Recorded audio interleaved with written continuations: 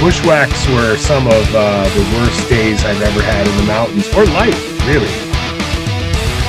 Whereas Panther Mountain is totally opposite. It's a mountain on top of a crater. I think the weather challenges on this incident were particularly difficult. It was really the development of New York State. Catskills were responsible.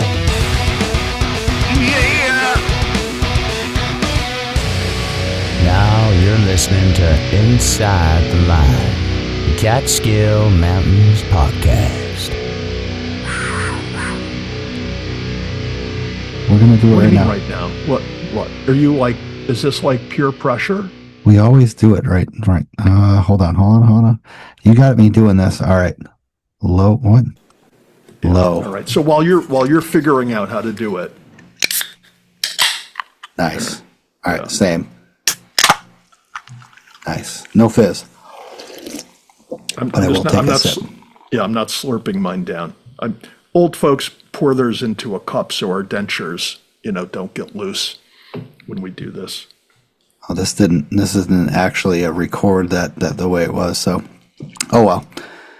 I'll allow it. All right. So good. Stay. Okay. Making sure we're back on. Can you hear me again? Can you hear me? Yeah. Okay, so episode 181, Scott Van Arsdale joins us tonight, the Eagle Guy. Got a book about bald eagles, his rehabilitation project with bald eagles in Region 4, the Northern Catskills, parts of the Western Catskills as well. Does an amazing job of explaining how this bald eagle restoration project came about in the late 90s and such, and it was a big part of it with Pete and I, who was on episode in the 40s. I think it was like 42. It was a fantastic episode. So, and one other thing we're going to learn, or another thing we'll learn about tonight with Scott, is about golden eagles. It's kind of like a bonus feature tonight. I wasn't aware that he was going to talk about that. We learned some interesting things about golden eagles and the Catskills. So listen until the end.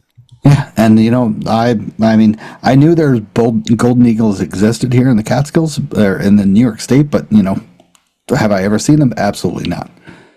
I can say that I thought I seen them, but they were a juvenile bald eagle, I think. So we'll see. I'm going to send my photo to him, and he'll be like, "Absolutely not. You're an idiot. That's a juvenile bald eagle."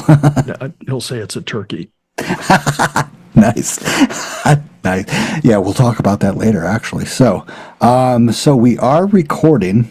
If anyone has any knowledge about online apparel shops for merchandise, just reach out to me. This podcast is super small. A lot of people think we're bigger than we are, but we're not. We seriously are not. There's been an interest in some apparel, so I would like to start up something. But really, I don't really have the time. I started this one place at Squad Locker. I'm pretty sure the 3500 Club does that. But that doesn't really give any benefit to the podcast. It just gives a benefit to the place. I ordered a shirt. We'll see how they come out. And so if anybody has any knowledge, any insight where to do online apparel and stuff like that where people can order, let me know. Let Tad know. Tad will relay that information to me as well. So it'd be pretty cool. Joanne Beyond Blazes said that she was up in the Whites and didn't have her apparel to support the podcast. And I was just like, God damn, that good point. Everybody's wearing their Sounds Like a Search and Rescue podcast and stuff. Wouldn't it be great to be like, look at this. This is inside the line. We're better. We're stronger. Yeah. Inside the line, outside of the line, right? She killed it. So we'll talk about her later. So thank you, Joanne, for bringing that up again. Once again, it's a tough task. It's a small podcast. I only have a limited amount of time. So also, if anyone has any insight or knowledge and tips about starting your own webpage, reach out to me. I really appreciate you guys for all your support and stuff like that. We'll chat about it. I just use, I think it's called iPodcast or something like that, generic thing about podcasts and stuff like that. So we could have our own web page, have the own IPA or so, IPA. We're talking about alcohol already. All right. Let's move on. Also, We had big discussions within the past 2 weeks about canister sign-in and stuff like that. Just an FYI, I got a little relay of information. When you sign in the canisters, the club, the Catskill 35 Company Club, doesn't report your name to the DEC. They report the counts of numbers, the kind of clicks that happen at that canister. So my advice, if you don't feel comfortable putting your real name in there, put an appropriate fake name in there. Just so they can collect the data, we can keep the data flowing within these canister sign-ins and stuff like that. I mean, might as well. It's kind of like the stewards being up at the fire towers, some of the 3,500 peaks and stuff like that. Keep the clicks going. Sign in as Happy Gilmore, whatever you want. Shoot McGavin.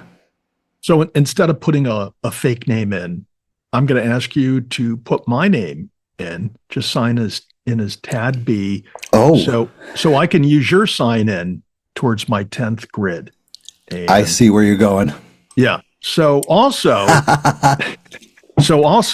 nice. I see earlier today, Ozzy Osbourne passed away. He was what type of musician would you say he was, Stosh? My genre, metal. He is one of the first people besides like Led Zeppelin and stuff started the metal genre. So Stosh is in mourning, and I think now Stosh would be a good time to have a moment of silence in honor of Ozzy. Thank you, Tad. I appreciate that. That was, I gotta admit, Ozzy Osbourne was a amazing musician. He brought a lot of inspiration to people, me especially. He was the Prince of Darkness. He was another kind of person. We all saw that, of course, with the Osbournes and stuff like that.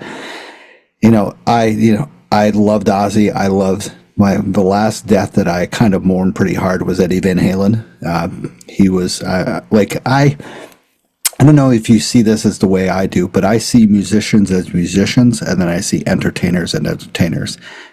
Ted, I know you're a big like Fish fan, Grateful Dead, stuff like that. They're musicians. They're not entertainers. Yeah, I can't say I was a Fish fan, but I do know where I God, was. they suck. Yeah, I do know where I was when I learned that Jerry Garcia passed away. Right? It was dark places, Yeah, well, I'm not, it was sad to see the guy pass, but, we had a wonderful life, at least on a musical level. On the other hand, if Ozzy Osbourne were to walk into Snyder's, I wouldn't know who he was. Bullshit. But now we won't be walking into Snyder's because Ozzy's gone. So No. moving on from the passing of Ozzy, Stosh is wiping away a few tears. He's recomposing himself. We're ready to move on. It's the podcast. I wouldn't say it's tough. I kind of saw this coming. They did their last reunion show. Black Sabbath did.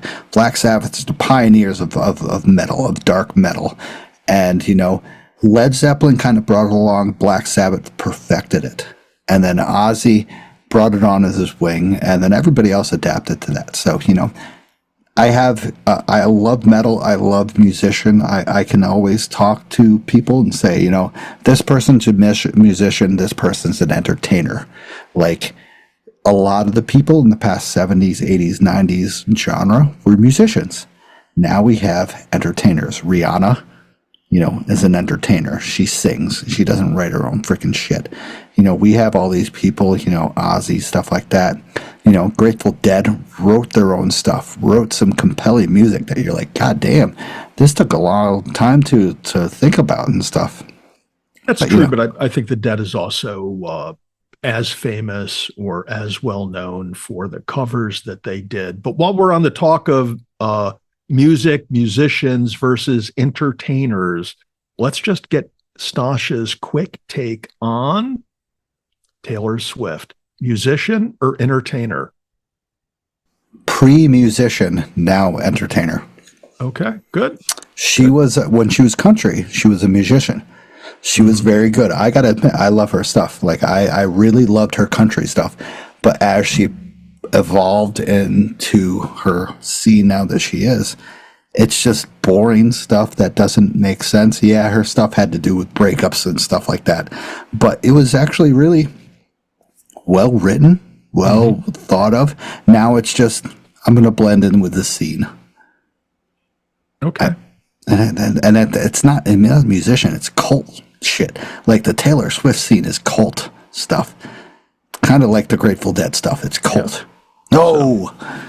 So I'm not going to bring up Coldplay at this point in the podcast. Yes. But wasn't that the greatest? Like, once again, my friend, I always say politics divide us, memes unite us. Yeah. That united the world. Yeah. When at the best, when do you need to learn how to act incognito, right? As opposed to just totally giving it away.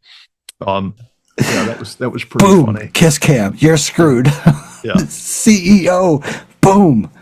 It's like a Luigi moment happened. Yeah, I mean, had the guy kept his composure and they not freaked out, nobody would have noticed anything, presumably. Yeah. Oh, well. But he freaking dodged it and went down below. Oh, yeah. That's great. So I don't know what he paid for those tickets, but going to that show is presumably going to cost him a lot in the divorce. That's all I can say. So what paid him costed, maybe like $800 VIP tickets cost him millions in the divorce. I bet you there were more than $800, those VIP tickets. God, Coldplay, disgusting. Yeah. Oh, well. Yeah. All right. So we're not going to, next week, we're not going to have a new segment dedicated to like music and cultural events, but we just had a lot of stuff going on. That was great. That was definitely great. All right. So unfortunately, I wanted to cover this the past episode, but I wanted more information to evolve from this. So Assistant Forest Ranger had a death on June 7th, and it was a very weird death because he never clocked back then. He was never checked on for 8 days. So his body was discovered in his tent by forest rangers 8 days later on June 15th, which in the wake of his death, which was Brendan Jackson, his friends started a petition to criticizing the DEC for what they say was a failure to raise concern for his notice of absence. Apparently, the DEC doesn't have like a time of when they contact the assistant forest rangers or the forest rangers when they don't report in. So people, friends of Jackson, who's assistant forest ranger, just beginning the ropes of becoming maybe a forest ranger later on in his life, didn't have any contact within 8 days, and then they finally started to look to him. So Jackson had camped at the design campsite at Duck Hole, located in the western high peaks of the Adirondacks area, more than 6 miles into the woods from the nearest trailhead in the town of Newcomb. He was an experienced hiker, a figurehead of the Adirondack hiking community, and he signed out for the duty for the day through transmission of DEC Central Dispatch in Raybrook as a common practice for the DEC personnel in the field. But according to that, he was working multi-day assignments in the area. He never came through after that, and unfortunately, they didn't find out his next appearance until they found him June 15th. His friends say the search did not start and raised concerns about his absence until the day before, so June 14th, 7 days later. They believe Jackson likely died in the night when he clocked out at Duck Hole. So basically the night he checked out. His cause of the death is still unknown at this time, which is July 22nd. And once again, they could not hold an open casket funeral because they never got to see his face. Anything that has happened hasn't been brought up. This is once again those times that you're just like crazy about, because like what would have happened if you have check-in times that the DEC would have involved him with these people that work for the New York State DEC. They called him a remarkable steward. So apparently he was on the top notch of the Adirondacks. He put his safety above his own when responding to rescue, suppressing fires, patrolling trails. They honored him lately with the recent slide up on Colden, naming it Jackson Slide. So apparently he was doing his job. He was doing it well, and he was doing on his track to being a new forest ranger and stuff. So people are signing petitions to the DEC to adapt the staff tracking software to track rangers' call logs. to flag their interior callouts and follow-ups. Apparently, they didn't do this before, so once you check out, apparently they don't check upon you until you check in and back again, which is, I would say crazy, but not crazy. Once again, you might go home and stuff like that, but, you check out in the middle of the wilderness. I mean, that's a whole different story. So I will have the link here to sign the petition. Tad, what are your thoughts about this? Like, this is crazy. Yeah. So we understand it correctly. He did somehow transmit to the DEC that he was checking out for the night, and he was supposed to check in the next morning. He didn't check in the next morning, nor that night, nor the next morning after that, the next night after that, the next morning, the next night, the next morning, the next night. For 7 days, he wasn't checking in or out, and nobody at the DEC was checking whether he was checking in or out. So it was a week before they started looking for him. They found him the next day. His body, inside a tent in the summer, apparently was somewhat decomposed, and it's very, very sad, to the responders who found him in that condition, to his family who, couldn't have a memorial or funeral service that they wanted. And, something really ought to be done at the DEC level to shore up something as simple as checking whether people check in and check out when they're supposed to, because what if he didn't die that night? What if something happened, and had they come out and looked for him the next day, they could have saved him, right? So, here he and other DEC assistant rangers and rangers are putting their life on their line for us. And it sounds like the DEC has got to tighten up their ship and their operation to make sure that they're checking up on the safety of those folks they have out in the field. So very, very sorry to hear that. Yeah. And, Jackson, once again, was phenomenal as his job. He was committed, stuff like that. We could have had another great forest ranger up in the Adirondacks who need the help, absolutely need the help. And this unfortunate incident happens, and, it brings up why. That's a lot of the questions is why. You don't check in for a couple of days. How many days was he off? Like, do they have like a 4 days on, 3 days off thing? No, it sounded like he was going day to day out in the day woods. To day, you don't check up. Like, yeah.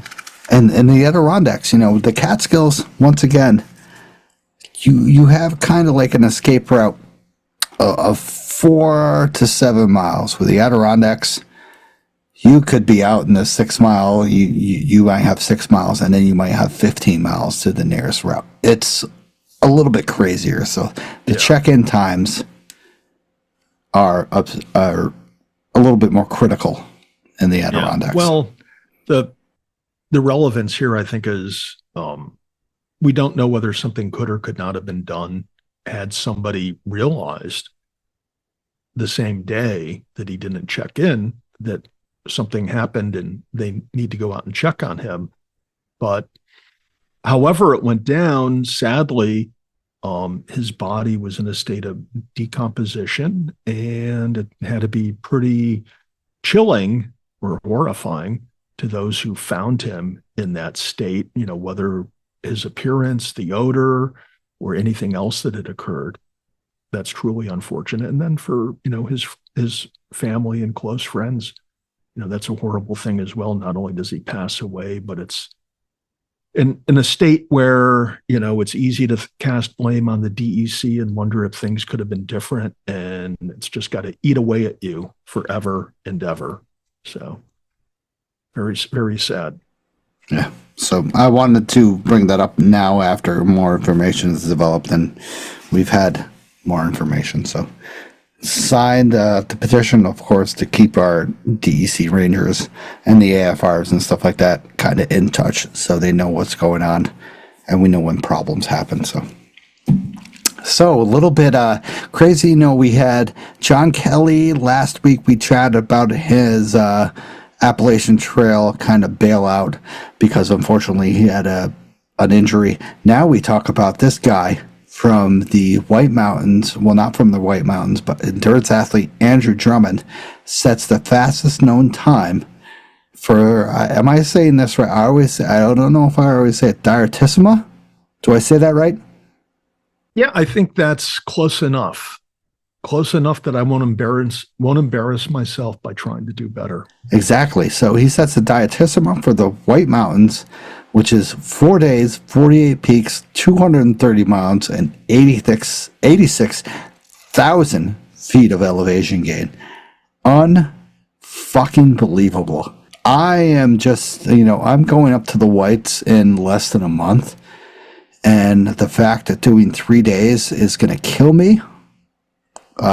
Because, the first day is only around like 5 miles, second day is around 11 miles, third day is around 5 miles. But doing 4 days, 48 peaks, 230 miles, and 86,000 feet. Yeah. Hurts. Unsupported. Unsupported. Whoa. Yeah, and so unsupported that when there was a road segment from one hike to the other, he ran it. Right? My understanding is there was like no vehicle involved. He, on foot from point to point to point, unsupported, which, I wonder how he provided for food. Was he carrying all this food with him? I mean, it's just, the level of logistics that went into that would be interesting to hear. And this also, in my mind, raises questions about, this is a challenge. Fastest known time, completing this all continuously. It's a challenge. And according to the New York State DEC, you can't do that in the Catskills. You're not you're not allowed to do challenges, particularly on untrailed mountains. So if you're a listener of this show, don't be going out this weekend or next weekend and trying to do all the mountains above 3,500 feet continuously as part of a challenge to do the fastest known time for that, because you'll be on the DEC's naughty list. You're going to be on the naughty list, and you won't get anything for Christmas but a block You'll be of coal. flagged and put in the draft. Yeah. Your picture will be on every canister in the Catskills. Wanted. So you talk about him. He beat the fastest known time by more than 14 hours. Once again, unsupported, which is crazy. So, you think about that. He had to set up parts beforehand. So he had to stash stuff beforehand to give him, of course, energy, kind of calories, stuff like that, which is impressive. I gotta admit, you gotta call it back. I forgot what the guy that I used to follow with the Whites that did stuff. I forgot his name, but he always did some crazy stuff on Facebook and Instagram that I haven't seen his stuff in a while. So maybe he gave it up. But once again, somebody said that this is the most extreme and difficult hiking challenge in the Northeast. To be honest, go to the Adirondacks and it's probably 10 times extreme because the conditions suck. The long distance suck. Just everything sucks compared to the New Hampshire. I gotta admit, I will hike in New Hampshire any day compared to the Adirondacks, just because of the trail conditions are absolutely phenomenal. You say that, but my impression from my limited hiking experience in New Hampshire versus the Adirondacks, which I have not hiked in several decades, but I did so quite a bit back in the 70s and 80s. I don't think in New Hampshire you can get as deep into the wilderness True. in the Adirondacks. True. You can really get out there in the Adirondacks. All I know is when I was in New Hampshire, a couple hikes with my daughter 2 years ago, it's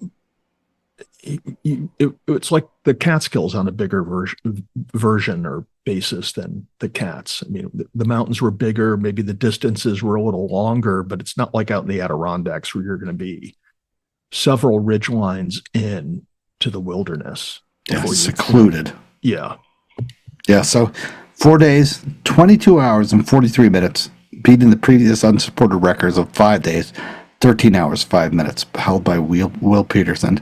So he's 44 years old, which absolutely kills me because I'm 42 years old, and this guy is crushing it compared to me going up like Hunter Mountain and absolutely hating my life.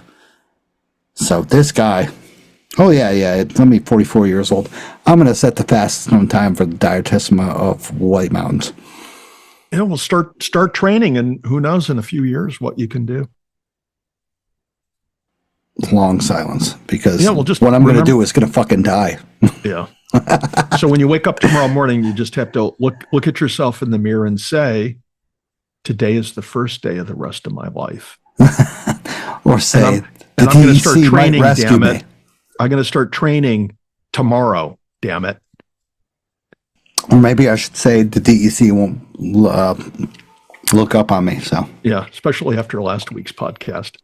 Oh yeah, they will. Oh, good Lord! I'm surprised they haven't sent me anything. Actually, they have sent me anything. So we'll talk about that later. Me and you will. Blah blah blah blah. Reading it. So once again, this route looks absolutely insane. It's not a loop. It just goes continuously through some crazy stuff. Once again, Drummond. Hopefully he will be on the Slasher podcast soon. He said to expects the rest of the summer to be pretty relaxed, but he wants to do a possible unsupported run on Vermont's Long Trail, which is kind of like our long path in the Catskills. It's kind of a little bit more difficult. So this guy is an absolute beast. So congratulations, Andrew. So unbelievable accomplishment.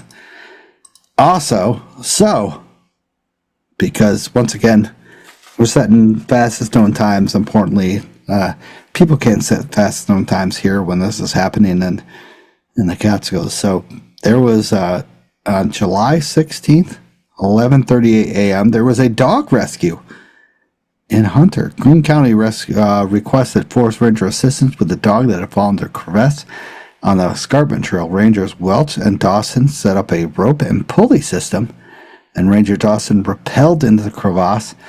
Ranger Welch and off-duty Greene County Sheriff deputy helped and pulled the 1.5-year-old Australian Shepherd to safety. You got a question about this? A little silence? Well, all I have to say is one word. Leash? Yeah. Was there a leash involved? Or was the leash left at home? I don't know. Or if it did happen, the owner responded correctly and let go of the leash so the dog wouldn't be choked and stuff. Yeah, I have to wonder. It'd be one of my concerns hiking with the dog in this terrain. I mean, the escarpment is actually really nice. But there are these spots where you do have, these big fractures in the rock that dogs, a kid, a human can. Come on, freaking dogs hike up at the goddamn Devil's Path and Westkill and stuff all the time. Cornell crack. Let's not blame it on the dog. The dog didn't wake up on July 16th and say, "Hey, I want to do the escarpment. It's on my list. I'm doing the old trails. I need to get the patch. I need to get this Fuck ultra. the DEC. I want to hike the escarpment today." I don't care. They're not going to notice me. Yeah. So it's sad. Yeah. Glad that it had a happy ending. Yes, correct. So, town of Middleton, Delaware County, July 18th, 4:32 p.m. Forest Rangers Comerford and Seeley responded to a call for an injured hike on the Huckleberry Loop, approximately 2 miles from the Hill Road Trail in Drywick Ridgewald Forest. The 69-year-old from White Plains had slipped on a wet rock and suffered an upper leg injury with the assistance of trekking poles. The hiker continued to walk down the loop. At 6:24, Ranger Seeley reached the subject and conducted a medical assessment At 6:35 p.m., Ranger Comerford, Margaretville Fire and Margaretville EMS reached Ranger Seeley and the subject. Rangers used a wheeled litter to carry a subject to Margaretville Fire UTV. 8:40 p.m., the transport began to the hospital as well. So once again, 4-hour rescue. The approximate locations I am not sure of on the Huckleberry Loop, so we will see later on. So, yeah. My only comment is I'll tie that into where about 3 weeks ago, Henderson Hikes on Instagram, she had her injury on the Huckleberry Loop and was also carried out. And I think she went to Albany, where they had to probably do an open reduction, internal fixation of her left ankle. So watch your footing out there. Yeah. How you get injured. Those ankle injuries are bad.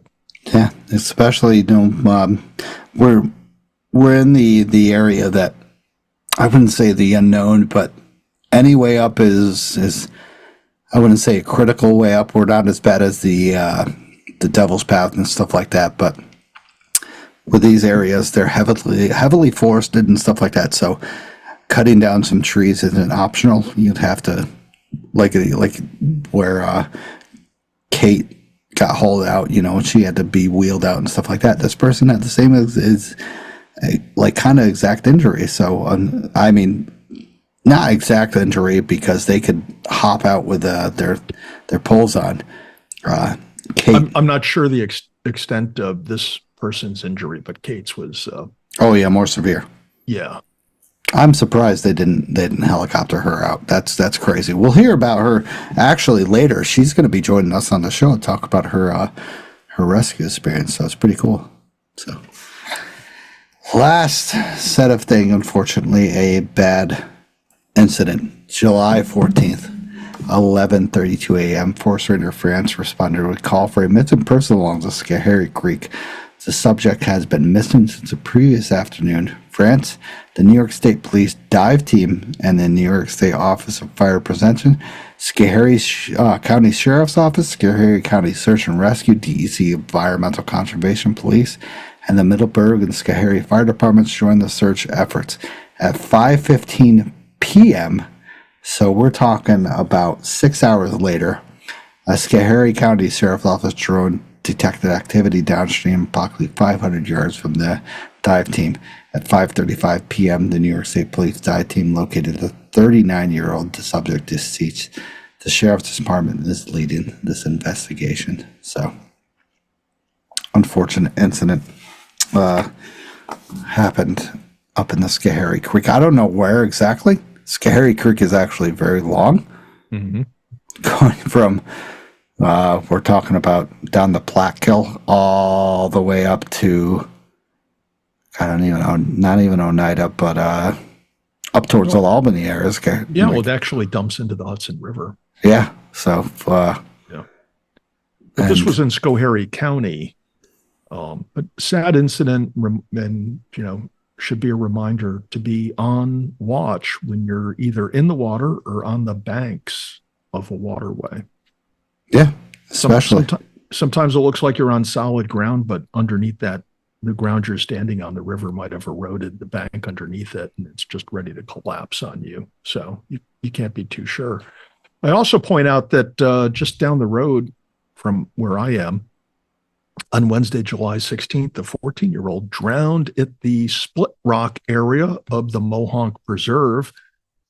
The Split Rock area is a really popular swimming hole. Just downstream from there is a spot which is notorious for nude sunbathing. So, yeah. So Stosh was in the middle of a drink and he abruptly stopped when I mentioned nudity. It's very sad to hear that, 14-year-old, presumably on a, like a summer outing, passed away. Yeah. And, you sent me the information on that. So 6:51 p.m., Ellenville, State Police from Ellenville responded to that. So it's ongoing. and, they pronounced him dead at the scene. So unfortunately, we had this incident earlier in the Blue Hole, where the waters were cold, and the young subject kind of like suffered from hypothermia. We don't think about that, and you see a kid shivering in the cold and stuff like that. You're like, he hasn't been in there that long, whatever. The kid is not even a quarter of the size of you, so his body is going to react way different. Their body is going to react way different than yours is, especially within that cold water of the Blue Hole. Or, can you tell me about Splick Rock? Is that cold water as well? I'm not going to say it's as cold as Blue Hole, particularly this time of year. It's also not all that deep. My wandering mind wonders if this fellow, dove into the water. It's not really deep enough for diving there. That could have been the cause of a fatal injury. I also wonder from some of the wording in the article whether or not the police expect some type of foul play or drug use. Hate to think that a 14-year-old kid was involved in drug use, but then again, 14-year-old kids do use drugs. So, there's a broad spectrum of possibilities. It's also pretty sad that this happened. But, here we are closing in on the end of July, and there's a fair number of recreational swimming or water use resulting in drowning. So be vigilant. Yes. And if you're going to use recreational drugs, do so in the confines of your home where you won't drown. Correct. Good way to put it. I'll agree. So hate to end that on a sad note. So thank you to the monthly supporters, Jeff Jotz, Vicky Ferrell, Mikey S., John Comiskey, Summit Seekers, Desert City Radio, Betsy A., Denise W., Tom H., Vanessa, Jim C., and Eric. Thank you guys so much for supporting the show. Really appreciate it. Also, this episode is sponsored by another Summit, a branch of Guardian Revival. This fall, they're inviting you to participate in something powerful, the 1 Mile Challenge. It's simple. Walk, run, or ruck 1 mile a day for the month in solidarity for our veterans and first responders. Each mile is a step toward raising awareness for mental health and suicide prevention. You can carry weight or just carry the cost. This podcast, Inside the Line, is putting together a team to help raise money and awareness, and we have loved to have you on board. Reach out to me to sign up and join our team to make every mile and every dollar count.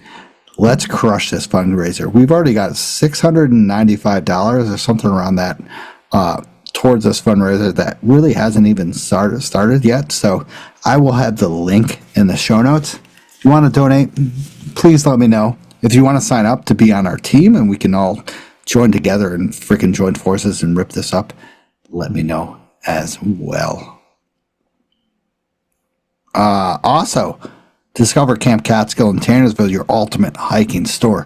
Find top quality gear, apparel, and accessories at all your hiking outdoor adventures. Our expert staff is to help here and every hiker from a beginner to seasoned pros. We also carry a variety of unique Catskill souvenir gifts and more. Visit us online at campcatskill.co or in the store to gear up for your next journey. Adventure starts at Camp Catskills. So, who is really outdoors? Mention the podcast on one of your hikes through social media, and we'll chat about it on the show. Tag us by typing at ITL Catskill MTM podcast on your post. A lot of people went out this week. I can't say that I'm not surprised because frickin' it was a beautiful weekend. So yeah, I missed it last weekend. So Red-Handed Adventure Guys Mike that I met up on Balsam Lake Mountain, he had his sons were out in Montana, did some amazing fishing, amazing hiking and stuff like that. So sorry, Mike, I missed your tag. So really sorry about that. It happens once in a while. Jesus. Don't hate on me, Tad. All right? Leave me alone. I'm going to stick Ozzy after you. Oh, God. Prince of Darkness. Good thing he's gone. Oh, dark joke, but dark. He's a dark guy. So Pink Pony, 818. Tracy went up Wyndham High Peak with Patty Kim. Amazing weather, no bugs. Once again, this previous weekend was an absolutely phenomenal weekend to hike. Off in the woods, Sean did Spruceton Loop for the first time. Sean looks like he's off to a great start to the Catskill 3500. So once again, that area, Spruceton Loop, is a great start for the Catskills. Very long. 10 miles is pretty long for your first introductory hike in the Catskills, but it catches you. So did Off in the Woods Sean do Southwest Hunter and Rusk as part of that loop hike? Only Southwest Hunter. Okay. I gotta admit, going up Rusk as your kind of like introductory thing is in the Catskills is kind of tough. Well, but if you're that guy that did all of the mountains in the White Mountains in one continuous hike, then maybe it's not that hard. But not everybody's got the gusto of that 44-year-old. Yeah, I was going to say, Jesus, way to kill my life. All right. So hiking the Catskills, Sean O went up Catskill High Peak to Hurricane Ledge with Eric and Steve. Said it was incredibly dry, and also went up Sugarloaf Plateau and Mink Hollow the next day. To me, both of those ways that he went up Catskill High Peak and Sugarloaf and Plateau is the most phenomenal ways to go. One of the best he went up the steepest ways in the Catskills that you can go by trail.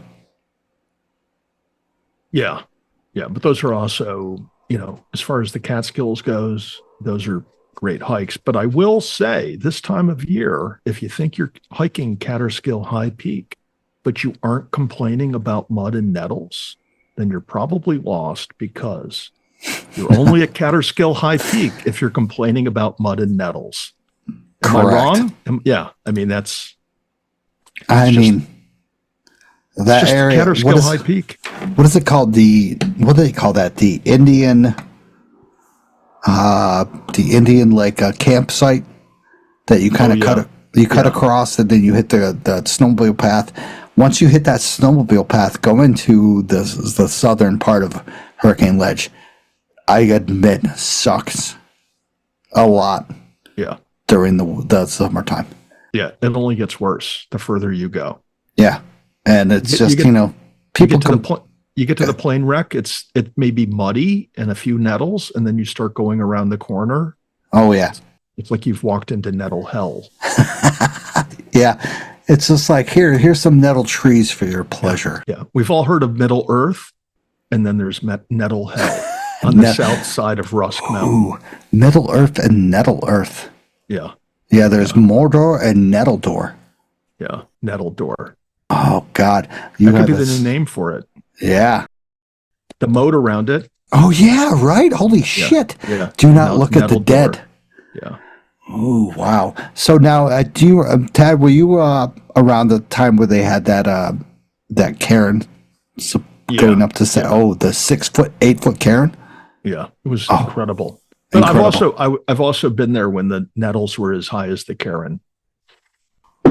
Good times. Not really. You tell people to turn at the cairn, and they don't see it because it's behind the nettles. And the funny thing is, it's only like 100 feet after that till it starts thinning out, and then you're good. Yeah.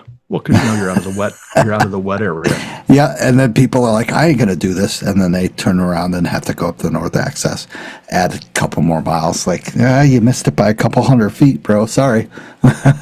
Sucked. So on to the next. Jeff Johnson. Orla hiked 3 ponds and then swam in 3 ponds that day as well. So Jeff Johnson and Orla, God, I love hearing their stories. Check them out on Instagram and Facebook. Yeah. Jeff gets around. Jeff and Orla get around. They're awesome. So Long Island Hiker Sean is on day 110 of the Appalachian Trail. We talked about him and Rachel Jean meeting up last week. Sean got a spider bite and unfortunately had to take off the trail for a day or two. So I followed his stuff on the Appalachian Trail. So he's back at it, looking better than ever. Going to kick this trail's ass. He's going to be up in the Vermont, New Hampshire start gaining his stuff soon. So it's going to be fun to hear his stories. So check out Long Island Hiker. Also, off in the woods, Sean double dipped on hiking and did the did Panther and Giant Ledge, meeting some YMCA hikers on the way. That's definitely always interesting. Have you ever met some those YMCA hikers along those areas, Ted? No, I haven't. Do they like sing and dance the YMCA thing when you run into them? Like, the YMCA. No, they're young kids that Yeah. Well, young kids can still sing that song.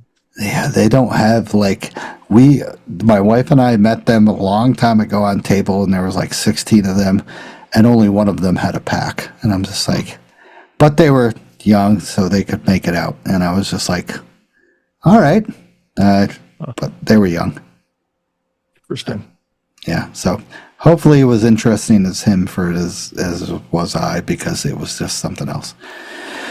All right, so Catskill Mountains hiker went up Red Hill, then Balsam Lake, then up to Hunter from good old Becker Hollow. Don't know, it's a little tough, difficult climb. So 2.2 miles, 2,200 feet of gain. Awesome work in all of a day's time. So that's some crazy work, I got to admit. Crazy driving, actually. It's more driving than probably hiking. Yeah. Remember, what was her name? Sam Cash? We had on the show way back when she did all the fire towers in a day. Yeah. It's also a lot of hiking, but. Yeah, but still, like, you're when you get to the Becker Hollow and you're just like, damn, I got to go 2.2 miles. Yeah. 2,200 feet of gain. That's 100 feet every tenth of a mile. Yeah, that's some pretty good pitch. I mean, we see that on the Devil's Path where you're doing 100 per tenth in some spots. One of my more fun days in the Cats last summer was when I was knocking off some little segments of the all trails, but they were all distinct and separate. So I had to drive down 28, stopping here and there. It's kind of what Catskill Mountain hiker did. And it was kind of a fun day, stopping at, the first spot, banging out a hike, hopping in the Jeep, going down the road, picking up a hot cup of coffee, going to the next hike. It was fun. Had a good time. I could see why you did it. Yeah. Beautiful views on every place. So yeah, why not? And it was a perfect weekend to hike. Absolutely. Everybody was out, of course. Hiker Joey was up in the Adirondacks spying on the new slide on Colden. We talked about that last week. The brand new slide opens up the Jackson Slide, actually. We talked about him earlier. So Joe was back up hiking about and tagging us, so that was great. Scion 72 was up the Adirondacks because he maintains the slant rock lean-to.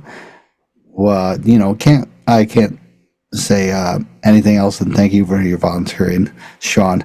Also, he maintains the Tremper Mountain Trail, which is probably the most difficult trail to maintain in Catskill. So thank you, Sean, for maintaining the most difficult kind of driven up trail in the Catskills. So gotta be crazy to maintain that trail that's just 7 feet wide and such. So last but not least, Beyond Blazes, aka Joanne, was doing some killer time in the whites, knocking off peaks here and there, Kingsman Range, stuff like that. Go check out her Instagram for amazing pictures. I will be up there in less than a month, knocking off some peaks as well. I cannot wait. Doesn't matter what weather there is. I'm going to have a good time. Yeah. Well, it looks like Joanne really squeezed a lot of hiking out of her trip. She was banging out miles day after day and taking a lot of great photographs. But I'll have to say, man, I think I counted like 10 or 11 folks that tagged us. So that's pretty impressive. But remember, if you take a hike inside the line and you don't tag the show, your hike really didn't happen. So tag us and we'll try to give you a mention on the show. True, even outside the line, like Joanne. Yeah, tag us wherever you are. And when we come out with our gear, and it will be fabulous gear at competitive prices, wear your gear wherever you go. Hell yeah.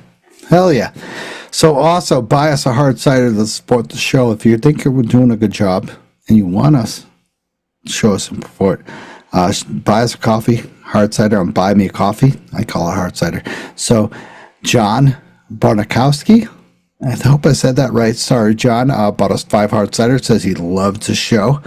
So thank you, John, once again for the show. I try to pronounce everybody's name correctly, but I don't get it correct. So, John, if I mispronounce your name, correct me, and I will correct it on the next show. So, rate the show. Also, once again, we got 1 star for our intro that is 15 seconds long. So, counter that with a 5 star, and we'll do anything that'll make the show a little bit better. So, Tad, what are you drinking tonight? Oh, well, I mean, I have to go past tense because it is gone.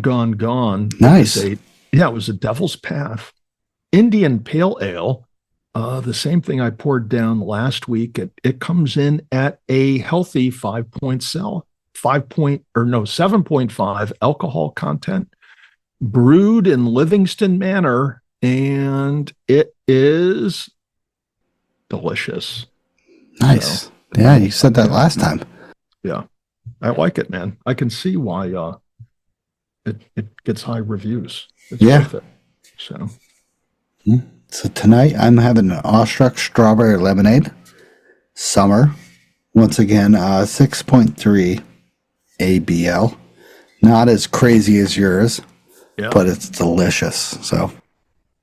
So I have to ask, what happened to all the Hudson North? You had like a run of...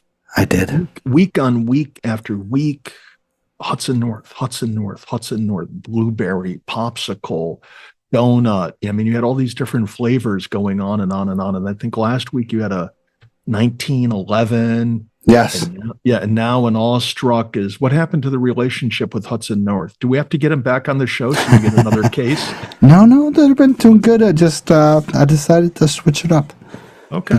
I love my Hudson North. They had the blueberry lemonade is absolutely phenomenal, but this Awestruck strawberry lemonade. Yeah. There you go. From a connoisseur of hard cider, Stosh says Hudson North blueberry lemonade. Send him a case or 2. Please. And if you don't want to send him a case, you can just send me the cash. Yes. Send him the case or the cash, whatever. I would like him to actually enjoy these hard ciders. So, previous hikes, Tad, I will go first. I haven't had any. Really? Oh, man. This last Saturday, we kind of moseyed around and got a bunch of stuff done with the house. You know, I know it sounds weird. Getting older. Got a new bird bath out there. Got a bunch of... A what? A bird bath. Well, that's actually a good thing to have. We're converting our front yard into a butterfly garden. Awesome. Inspired by Marilyn. What do the neighbors think of that? The neighbor to the right is probably not going to like that because she sprays her shit with pesticides. So I'm going to have to talk to her about it. Yeah. But our neighbor down the street is a beekeeper, so he's probably going to do the same with me. So we're going to cohere together and unite. Cool. So that'll be fun. I'm looking forward to getting our front yard into a butterfly bee garden and stuff like that. Even though I'm having bee problems at the house where I have freaking wasp in the corner of my house, but we'll tackle that. Yeah. I think my wife was stung by a couple hornets. Oh no! Yeah. So that sucks. It shook her up. So we also have a thing known as a butterfly bush, and the name is well deserved. So it's kind of purple flowering, interesting plant, attracts all the butterflies. Okay, is this where you want to hear about my hike? Well, today I went disc golfing up in my area, and I got to admit, I was given a map of the disc golf course, and it was absolutely 100% completely inaccurate. So I had to rely on my navigational skills to correspond to the next area, and it was absolutely fun. And I loved it. Was out towards I would say the western spot. We're in Bainbridge. This is not really Catskills area, but the foothills.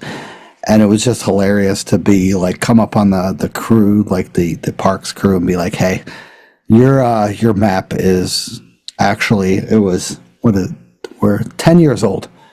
So you might want to update it and correspond with the new information that they have. Oh, we didn't know that. And these people were half the age I was. I was just like, all right. Don't they give you like an app, or you can download the map on your phone, like GPS enabled, and it tells you like the distance to the hole and all that? No? We had no service, so middle of nowhere. Would still work with GPS, but yeah. I'm sorry your golf outing was, diminished by your lack of navigational skills. My lack was great because we found the next hole and stuff like that. It was great. We played 9 holes. It was great. Fantastic time. It's a weird area, Aquagaga State Park, Native Americans land. So check it out. I've heard of that place. So you next. What did you do? Okay, so all super great hikes start with the thought of, I'm really not up for a hike today. Right? And that's how, like, last Friday evening, I was hemming and hawing about hiking and not hiking, and how strenuous and off the trail, or how domesticated and tame of a hike I should do. And then I got pinged by Danny Davis wondering what I was going to do on Saturday.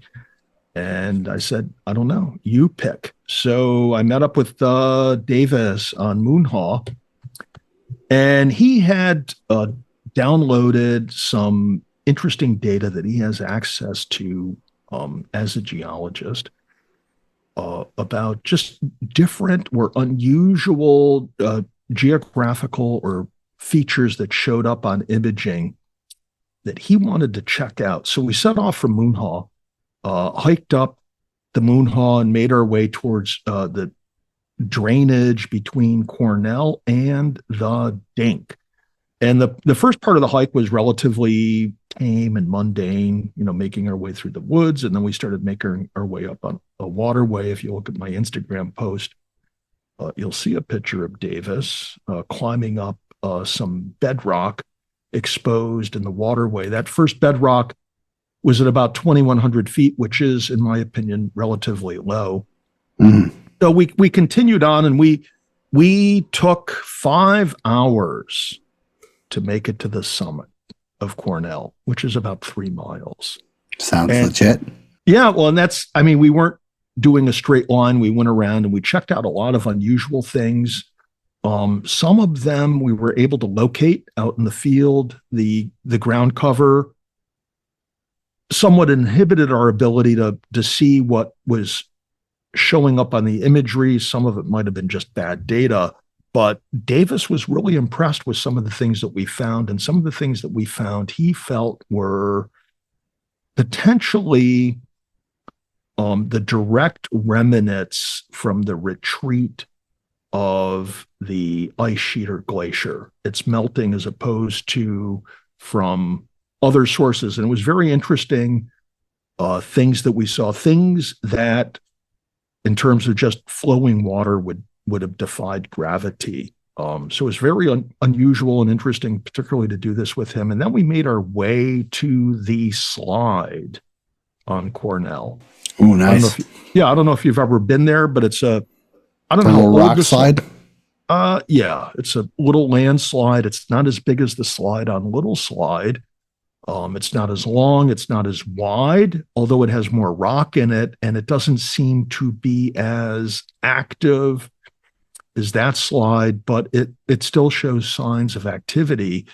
And the one thing I've learned from my experience hiking these two somewhat active slides in the Catskills is at the top of each and every slide is what, Stosh?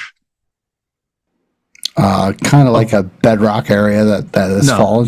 No, a big fucking boulder that looks like it's going to fall on you as you're climbing up the rock slide. Okay. Or that, yeah. Yeah, or that. So Davis climbs up on the boulder, and I kind of questioned that because it didn't look like that thing was it needed like 6 ounces at its outmost edge to just roll down the rock slide with Davis on it. But that didn't happen. But it was a great view. And that's where the fun started.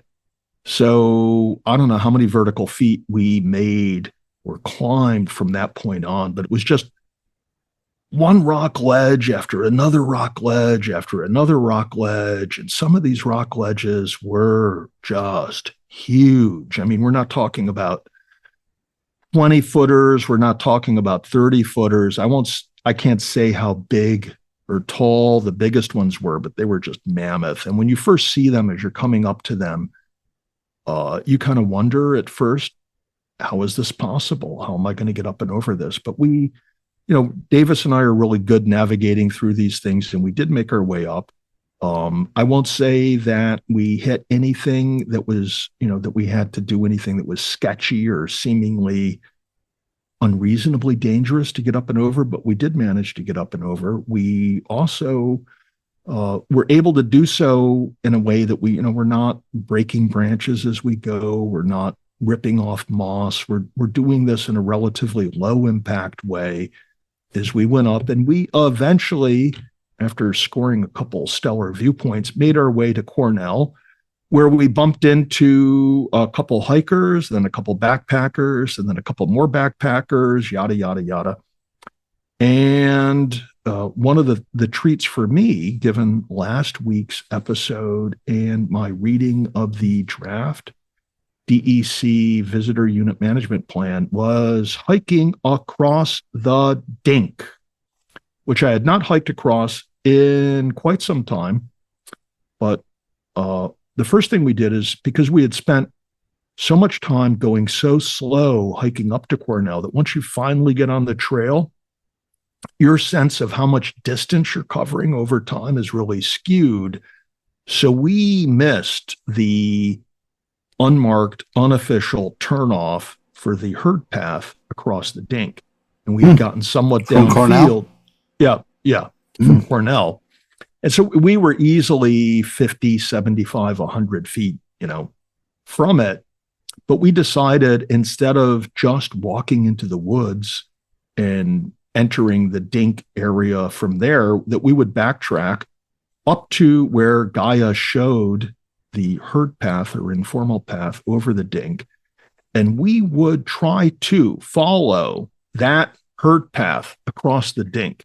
Respect. So, yeah, well, so what is relevant compared to my experience the prior weekend going from Big Indian to Fir, which was through a different forest, a hardwood forest. This is all balsam fir with no vegetation on the ground other than moss and other low-growing things. Going through the Dink now is a completely different experience than 7-8 years ago when I first crossed the Dink. There are a zillion informal paths. Some are in more active use than others, but the one observation that I had is Davis could be on a herd path that was 5, 10, or 15 feet away from me, and I could be on another one. And so there's these multiple parallel paths going through there. I'm getting the timeout signal, but my point is that you could, how many ever of these herd paths you could have, really the path, when you aggregate the width of all of this, is anywhere from 50 to 100 feet wide. Wow. So you say that, unfortunately, the DEC information is kind of accurate, that you could be on one path and then someone can be on another path. Correct. And so it's also in a state. Yeah, it's also in a state where part of our informal, unscientific, off the cuff experience was that you have two people that, I'll say Davis is very, very, very experienced hiking in the Catskills, and I'm moderately experienced. I would say you said 3 experience with him. You're 2 experience. Sorry. Yeah. He's very, very, very experienced. You're very, very experienced. So the thing is that, given our experience level, we had a hard time following what is the most used herd path through there. And there's a couple points in time where he and I diverged and went on different paths. And at one point, he was out of sight. Many paths, paths, yeah. And the thing is that area, if the DEC were to mark a preferred route through there today or next month or anytime this year, it seemingly would take such a long time for the ground to regenerate. But what won't regenerate ever are all the dead branches that have been broken off of those trees. I mean, they're gone until new trees grow. So, going back and reading the montane bird studies, things about the montane habitat and et cetera, you can see what's happened over the Dink, what's happening between Friday and Balsam Cap, presumably between Balsam Cap to Rocky, maybe to a lesser extent. What'd you name it? Balsam Cap. That's what the KAP. It might have sounded like crap, but that's only because I had that beverage with all the alcohol in it and stashed in it. So at any rate, I really think in those balsam fir areas, it really is just there's a problem. And it's begging for the DEC to step in and mark wait, hold route. On. Not the DEC and other hikers as well. Yeah. Well, I mean, obviously, you and I can't go in there and mark a trail. And as I said last week, I think the DEC should partner up with hikers that really know this terrain and figure out what would be the best way to mark a trail through there. But I will say, I used to enjoy hiking over the Dink because you had that same experience that you had when you hiked over Plateau. When you hike the trail on Plateau, that's such a fabulous hike. And when you go to your left or your right, you see that thick forest to your left and right. And the Dink, no, it's just completely blown out. Wow. Are you saying the Dink is worse than Plateau?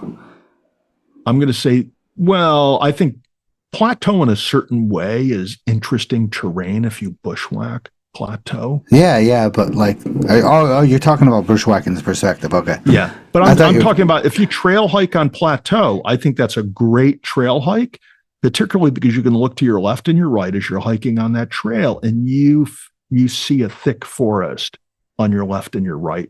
When you hike through the Dink now, you don't have that experience. When you hike from last time I hiked Friday to Balsam Cap through the Col, not as bad as the Dink, but it's getting blown out. I don't think you have the blowout from, you want me to say it the way I said before or the right way? Between Balsam Crap and Rocky, I don't think it's as bad as Friday to Balsam Cap. I think Rocky alone, I won't know. I really don't know because like I said last week, I do dip into the hardwoods when I go that passage. So with all of this said, in this great hike that Davis and I had, the one idea I came up with, so I want you to think about this. Why doesn't the DEC, right on the canister, put like a little notice to remind people that this is a sensitive area. Try to stay on the preferred route. Try to avoid straying off that route because you're disrupting the habitat, as we're going to hear later on tonight. Some birds, apparently montane birds and bald eagles, can be disturbed by people walking near their nests. It's bothersome to them. I have robins that nest in my backyard. I have birds that nest, on the one side of my garage. They're really not bothered when I go by with my lawnmower.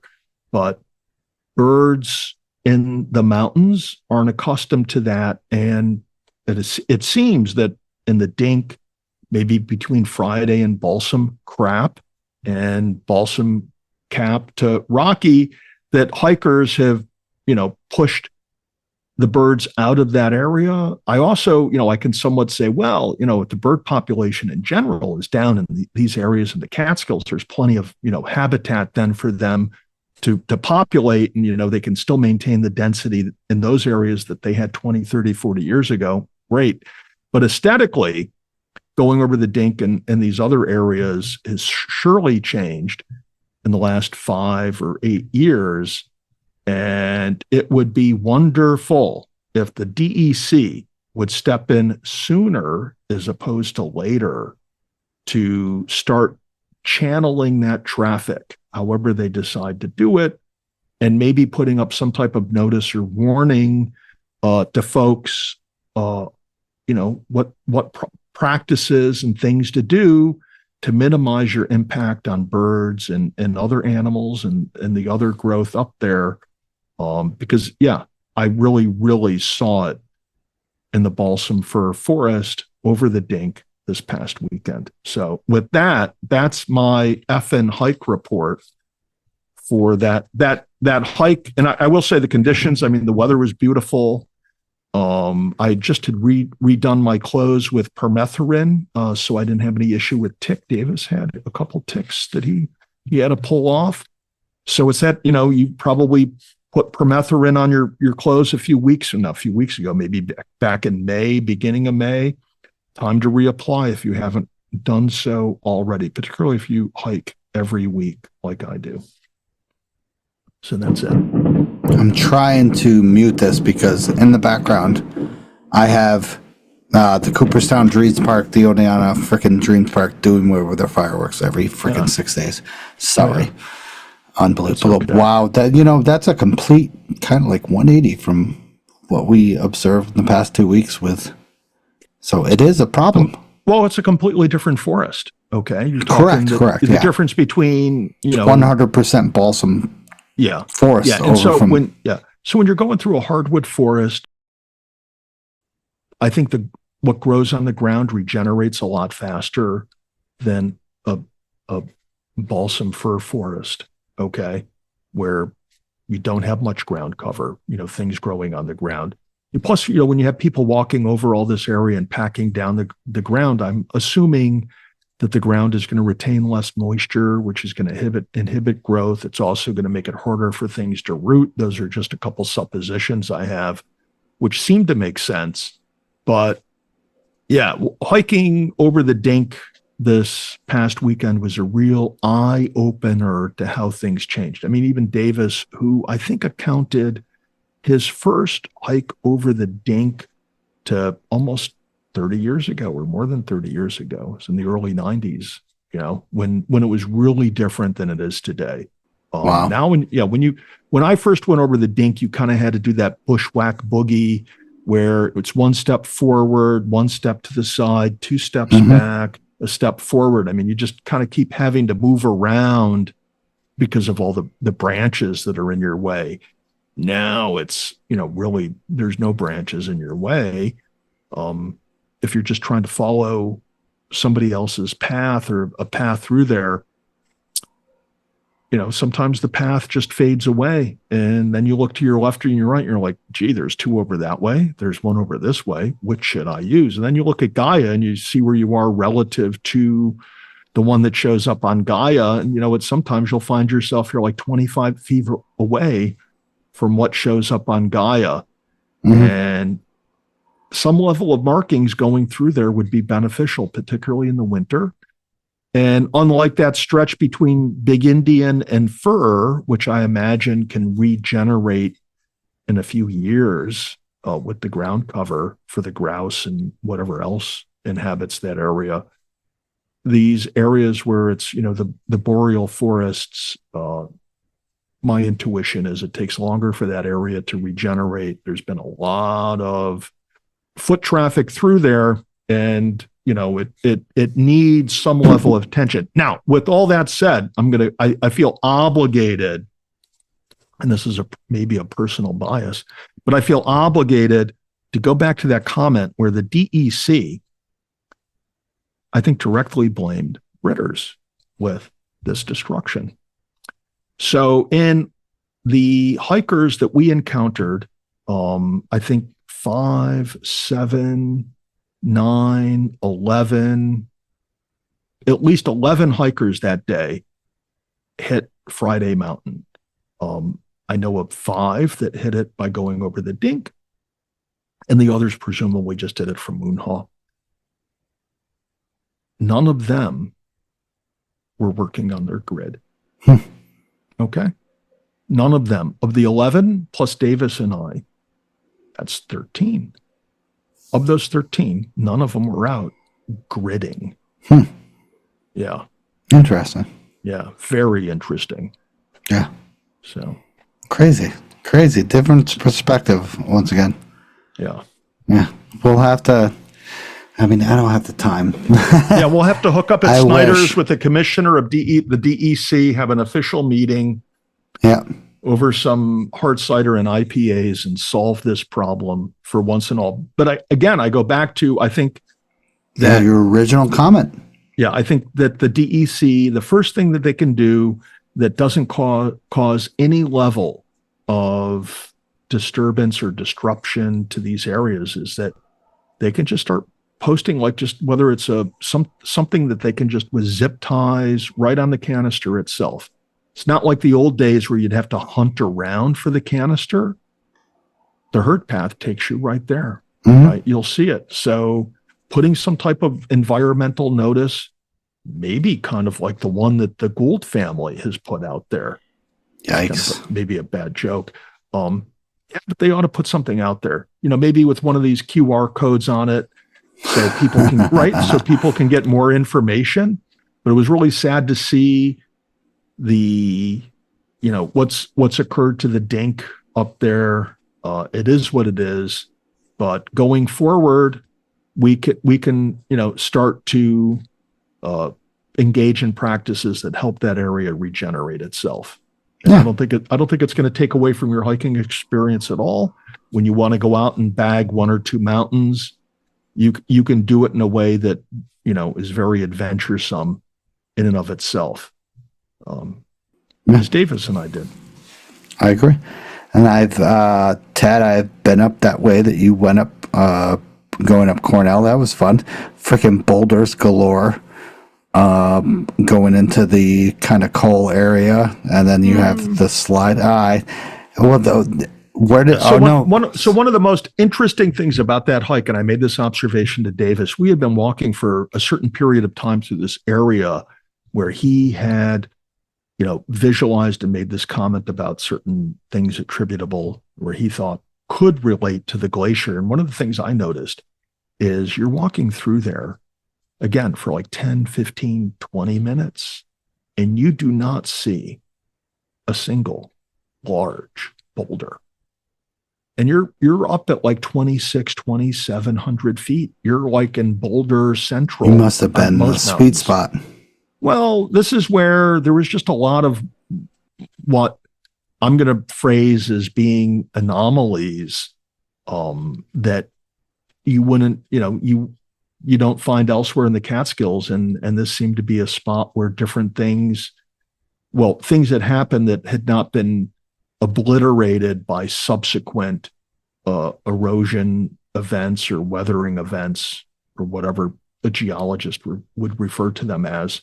And it was very interesting. It was a fantastic hike, no bugs, little humidity, just wonderful, and no montane birds were killed. Nice. So glad you, once again, everybody got out and you got out and stuff like that and enjoyed the weekend because it was a phenomenal weekend. So, yeah. So the weather forecast for this weekend looks to be phenomenal. We have a great day Friday with 19 mile per hour winds, a high of 72, a low of 61, with a little couple thunderstorms at night, which is probable as always. Saturday, my birthday, July 26th. Would be Muscle Tough. Happy birthday. Yeah, thank you. I will be up in the Wolf Sanctuary up in Sonora and doing, what is it called? Howling with the Wolves, spending the night with some wolves. So it's going to be phenomenal. So how many hard ciders do you have to have before you do that? No alcohol involved. Really? Huh. Yeah, they don't allow it. So that day looks to be a phenomenal day with a high of 70 with a low of 61. Wind's going to be very low in the mornings, with the late afternoons going to be picking up and stuff like that.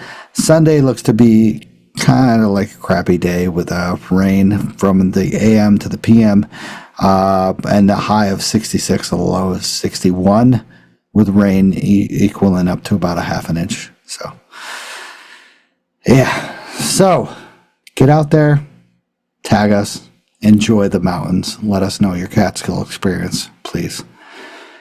So we'll go with the last set of sponsors, and then we'll have Scott rip up this talk about bald eagles. Can't wait. So discover the wilderness which Trailbound Project, our expert-led hiking and backpacking education programs, offer unparalleled outdoor experiences. Whether you're a beginner or seasoned adventurer, join us to learn essential skills, explore stunning trails, and connect with nature. Start your journey today with Trailbound Project and unlock the wonders of the great outdoors. Also, capture your love story against breathtaking backdrop with Outdoor Chronicles Photography. Molly specializes in adventure couple photography, and she'll immortalize your moments amidst the stunning landscapes of the Catskills, Adirondacks, and White Mountains. She'll craft timeless images to reflect your unique bond in nature's grandeur. Embark on an unforgettable photographic journey with Outdoor Chronicles Photography. Don't hesitate to get a hold of Molly on all platforms. Molly, you have been with me basically since the beginning. Thank you so much. I appreciate it. Check out Molly on all platforms. Kudos to Molly. 100%. All right, so let's get on to the guest of the night. Let's go. So tonight, Scott Van Arsdale comes to us talking about the bald eagles that he's worked with. He has a new book out called The Bald Eagle Guy, working with bald eagles and golden eagles. Scott, welcome to the show. Good to see you, sir. Well, thanks, and thanks for having me.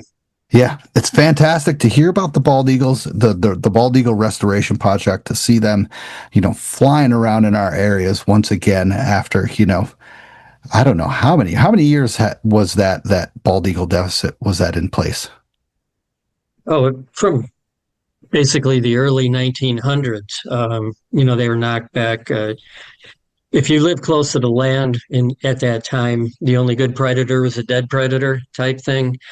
So they were shot indiscriminately, and the environmental degradation that happened, from the 1800s on, really impacted them. And then the nail in the coffin, so to speak, was the DDT. It was a wonderful pesticide as far as controlling bugs, for both agriculture and bed bugs and fleas. With DDT, all those things are well controlled, but unfortunately, it knocked the eagle population right down. So we're talking, 80, 90 years of a deficit of bald eagle drop, and then all of a sudden it started to spice up because of you guys. Yes. And your previous guest, Peter Nye, was a big factor there. Instituted after DDT was banned in 1972. They started a hacking program, which New York State was the first to try it. Peter Nye met with Dr. Tom Cade from Cornell University, and they developed this falconry practice that falconers would use to keep the birds they were using fairly wild. They didn't want to raise them in their living room. They wanted to raise them kind of on the landscape. And they tailored that. Let's wait for later on for that. Let's wait till the. Yep.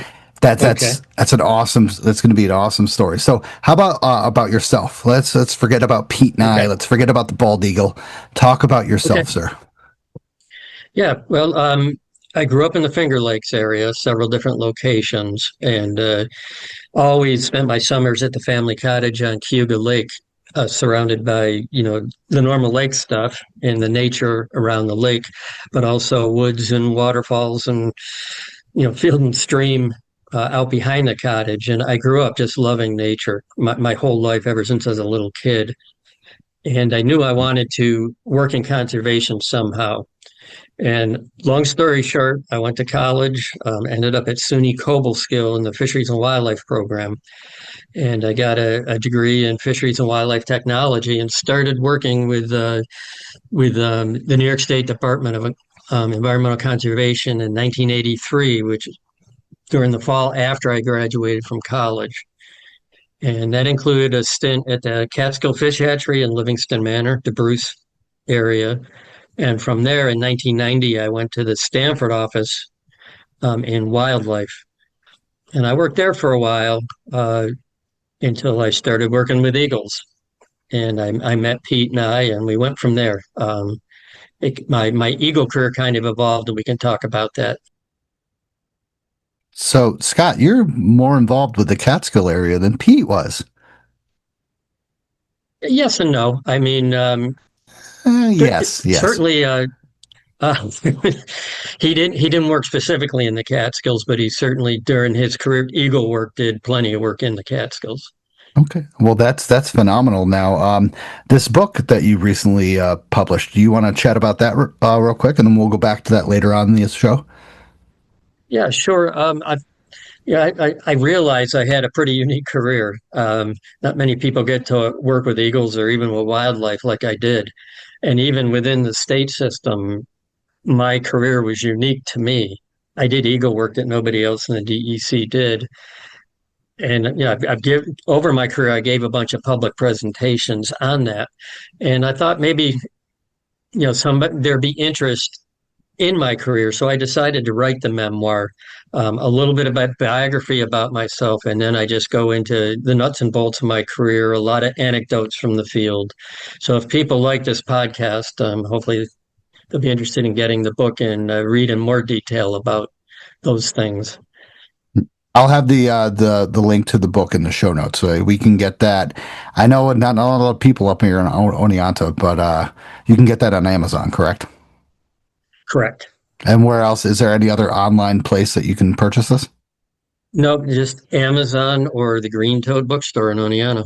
Okay. Not a lot of the listeners come from Oneonta. They're more the Hudson Valley, New York City, Catskills area. But I have the link in there for your book. So we'll chat about that. So how did this bald eagle journey begin? How did you start jumping into this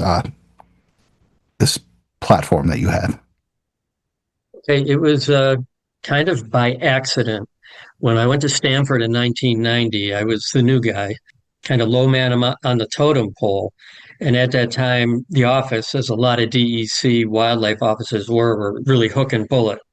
Most of the staff were big into hunting, much more so than the non-game stuff. And around about 1990, the eagle population was increasing in the area, and there was a need for nest monitors. So I was assigned to monitor a single nest on the Papacton Reservoir. And when Pete and his ropes person Steve came by to ban those eaglets in my nest, they invited me along, and I met the guys and I helped them out as much as I could. And every year I just started assuming more duties. More nests came about. I had to do more monitoring of nests, and then Pete started he trained me to go up into the nests, climb the trees and ban the eaglets, and later on wintertime capture efforts too. So I started participating and then leading my own teams on captures of both bald and golden eagles in the wild to attach transmitters. Mainly do other things, but the main purpose of those was to attach trackers. Wow. And now, you were talking about the 90s. So once again, they're starting to rise in the area, the population, but very, very slowly, you guys are having problems and such. Now Stanford's pretty far away. I mean, I wouldn't say like 40 minutes from to the Papacton, correct? Like maybe a little bit more. Yeah, I guess about 35, 40 minutes, a little longer, almost an hour to the nest I was monitoring. But it didn't matter because I worked for the Region 4 sub-office, and Region 4 encompasses 9 counties. It's a big area to cover. So our office was responsible for any eagle nest in that area, really, with the exception of a few in the Capital District, which Pete and his staff monitored because it was close to their office. Wow. So it was nothing, at the end of my career, after Pete retired, I was monitoring nests in all of our counties, all 9 counties. Wow. You're talking 9 counties. So you're saying the Region 4 is 9 counties? Yeah, it encompasses the Capital District, west to Montgomery and Otsego counties, Delaware and Greene counties. Wow, that's a hell of a wildlife area. Yeah. Yeah. And a lot of that is eagle habitat for both bald and golden eagles. Wow. So let's talk about that, Scott. You got involved in the Eagle program in what year? Okay, I first started my first little bit. First task was in '92, and I think I was assigned my first nest of my very own to monitor. I think that was actually 1996. Okay, and then when did you retire? What year did you retire? I retired in 2016, sort of. That's Okay. when I retired full time, but they hired me back in April and May just to monitor all the nests in the region. And then in the wintertime, I would actually go out to Western New York, Region 9, to help with capture efforts out there. They didn't have anybody on their staff who was licensed to capture and put the trackers on the birds. So they would pay my expenses to go out there and do that for a while too. And that lasted right up till about COVID. Okay. So in 2016, how many eagle nests in that 9-county area were you monitoring? Okay, I can't tell you exactly, but I would say probably in the mid 60s. Wow. 60 individual eagle nests. Yeah. And when you started in around 96, do you know how many eagle nests there were in that 9-county region? In the 9-county region, there was probably 6, give or take. Wow. So it went up tenfold in roughly, what do I have here? 28 years, right? That's Yes. 24 years. That's pretty cool. So you're monitoring an eagle's nest consists of what? Do you physically look into the nest? Or are you just standing on the ground looking up at it? Tell us what you would actually be doing in connection with monitoring the nest. Okay. It's basically pretty simple. You would use optics from a safe distance because we didn't want to disturb the birds. And early on, we wanted to, once a week, we would visit each nest and scope it from a distance, 350, sometimes 350 feet, sometimes much further than that. And we were trying to document when egg laying occurred and when hatch occurred. And that was because later in the season, we wanted to visit the nest and ban the youngsters. And we wanted them to be at least 3 weeks old then, and preferably in most cases under 6 weeks. So that's why we tried to pinpoint when the eaglets were born. It was simple enough that we enlisted the help of a lot of volunteers as well. We had a lot of great volunteers that would adopt a nest or two and keep us apprised. We'd have to vet them. We'd have to, test them out and make sure they knew what they were looking at and things like that. As time went on, there got to be too many nests. There's no way we could visit them once a week. And we would just do our best to guess the age. And after, late towards the, maybe 2006, 2007 in there, it became impossible to climb up every nest every year. So we would just, check and see if a nest was active or not. That was the best we could do. And I think that is all they're doing today, to the best of my knowledge. They're no longer counting eaglets or anything. They're just checking to see if the birds are using the nest or not. Wow. So that's led me to 4 questions. First one, this is an easy chip shot question. You guys ever use drones to check out the nest? Not in my career. I wish we had them. I'm a licensed drone pilot now. I was going to say, while I was working, So the drone technology was pretty new, and it would only have limited application because there'd be a big possibility of disturbing the eagles if you get too close. Yeah. And that's the last thing we wanted to do. Where it would come in handy is if you could get up maybe 250, 300 feet up in the air, a good distance away from the nest and zoom in. You might be able to count the eaglets that way. And certainly at some of the nests where we couldn't get a good vantage point, drone might have been useful. But we actually, until late in the 2000 and aughts, the nests we could not monitor from the ground. We monitored by helicopter. Wow. So, Wow. but And a that drone wasn't would be disturbing? a heck of a lot cheaper. I'm sorry, Yeah. what's that? And a helicopter wasn't as disturbing as a drone? No, it was. And Yeah. we took that chance. A helicopter, you're zooming by at, 50 knots or whatever. So it's a real quick disturbance. It Wow. disturbed them, yes, but you're in and out really quick. You Okay. look at the birds as you fly by. With a drone, you got to get it up in the air, fly around a little bit, find a good vantage point. And if you're staying far enough away from the nest so it's not disturbing the birds, it wouldn't have been an issue. And with the zoom on the drones and everything, drones we have today, they certainly have been useful in certain situations. Yeah. But that 2016s, we didn't have that. We had the big drones that were like the size of half of a car, and then their zoom was horrible. Right. And what was that? What were we saying? 9 years ago? That's insane to say that. Yeah. Yeah. So, Scott, these bands or trackers, are you able to track the eagles in real time? How does the tracker work? Okay. Yes and no. The very basic trackers, which were used, from the get-go in the Eagle program, they're VHS, basically an FM radio station on the Eagle. And those, they just let out a beep, like beep, beep, beep. And you can track them with a directional antenna. Basically, you get a reading wherever the signal is strongest with a directional antenna, you mark that compass bearing, and then you move to a different location and get another signal and mark that compass bearing. And if the eagle is stationary, you can pinpoint on a map where the eagle is. Mm-hmm. But then, in the late 90s, it went to GPS technology via satellite.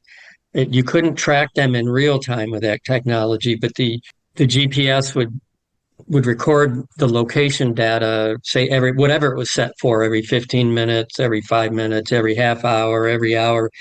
And then when what's called the Argos satellite, the DEC had to have a subscription with this satellite company.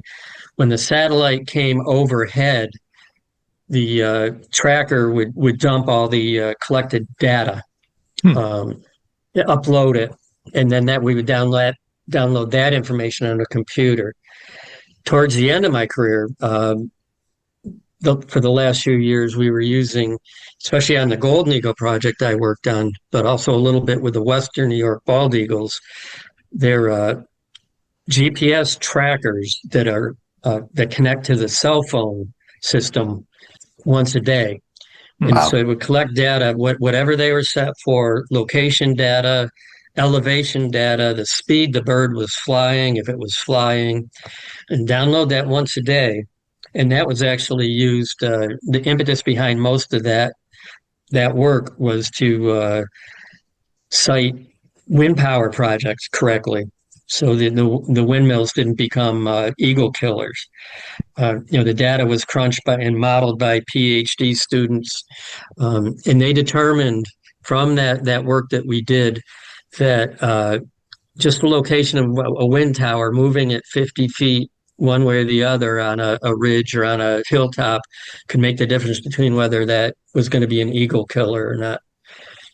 Wow. So what else was learned with all this data that was collected from these tracking devices? Anything interesting come out of that? Well, yes, very much so. I was going to cover this a little later, but with our Golden Eagle project, when I worked with Pete, Pete retired in 2010. In my whole career up until that time, golden eagles were pretty much an afterthought in New York State. We knew they migrated through in spring and fall, but there were no nests in New York State, and we didn't pay a lot of attention. Four were caught prior to when I started working on the Golden Eagle project. 3 incidentally on wintertime bald eagle trapping in New York State, and then I specifically went after one set of golden eagles, a pair of golden eagles that was frequenting a farm near Bloomville, just above Delhi, not far from Bramley Mountain, where the new Bramley Mountain or resurrected Bramley Mountain Fire Tower is. And I did catch one of those golden eagles after a lot of attempts on that farm, and we got it. Hold One of on, the Scott. satellite trackers on. Yep. How the hell do you catch a golden eagle? Let me ask that. What the? We used for that particular effort, and a lot of the bald eagle trapping in New York, we used rocket nets. That's a big. Impressive. It was like a 30 by 40-foot net, and it had 3 rockets on it. The rockets consisted of, they were fabricated from steel pipe. Each one weighed 10 pounds, and they used solid rocket fuel charges, which we detonated electronically, using model airplane control equipment. And they go off with a tremendous boom, and you'd have 30 pounds of rocket flying over your bait and your eagles, pulling this net over the eagles. And if all went well, you would, catch the eagles. And that's what we used on that one, that first golden eagle effort that I was involved with. To the best of my knowledge, that was the first time in historical times that we targeted golden eagles and caught one in New York State. And after we got the tracker on one of the birds, they were actually roosting, spending the nighttime hours on Bramley Mountain. Wow. So now, that's some of your... The differences of a golden eagle and a bald eagle. Can you explain that? I know I've seen, yep.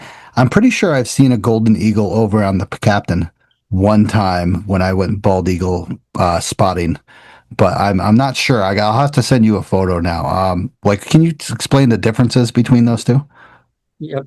Unfortunately for the casual observer, the immature bald eagles, the 1 and 2 year olds especially, can look a lot like a golden eagle.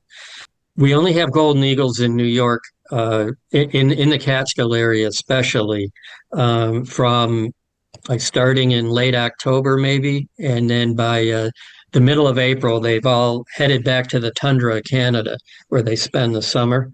We don't have any summering birds.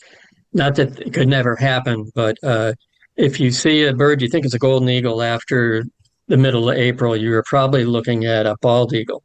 And to tell them apart, the bald eagle has a bigger head in relation to the body. So if you've seen a bunch of bald eagles and then you see a golden eagle that's perched in a tree or something, you're just instinctively going to know it's a little different. If you get a really close look, the feathers on the golden eagle's feet go right down to the foot. They cover even part of the foot, where the bald eagle's leg is naked from the knee down. That's the easiest way if you get a real close look. And then there's other things. If the birds are flying overhead, the golden eagles have a slightly different shape and different plumage patterns, but you almost need a field guide in your hand, to distinguish them. And they're 2 totally different birds and what they eat and the habitats they tend to hang out in although there is overlap, and there's a lot of overlap in size. The females of both species are going to be bigger generally, although there is overlap between the big males and the big females.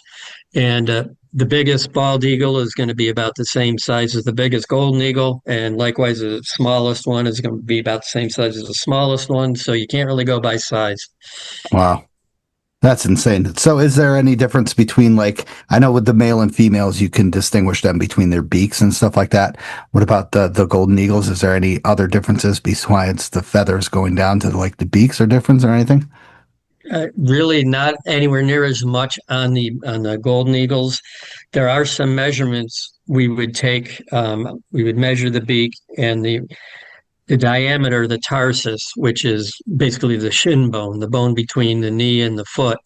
And with the bald eagles, there's a formula we use. It's almost always accurate, because sometimes there's overlap on all the identifying features between the sexes, and usually those measurements will settle it.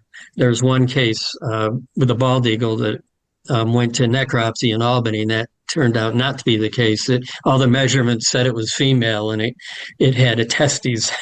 Oh. So There are exceptions to every rule, unfortunately. But with the golden eagles, there are you measure the tarsus, and that will seem to indicate that it's a male or female. But even with less certainty, as with the bald eagles.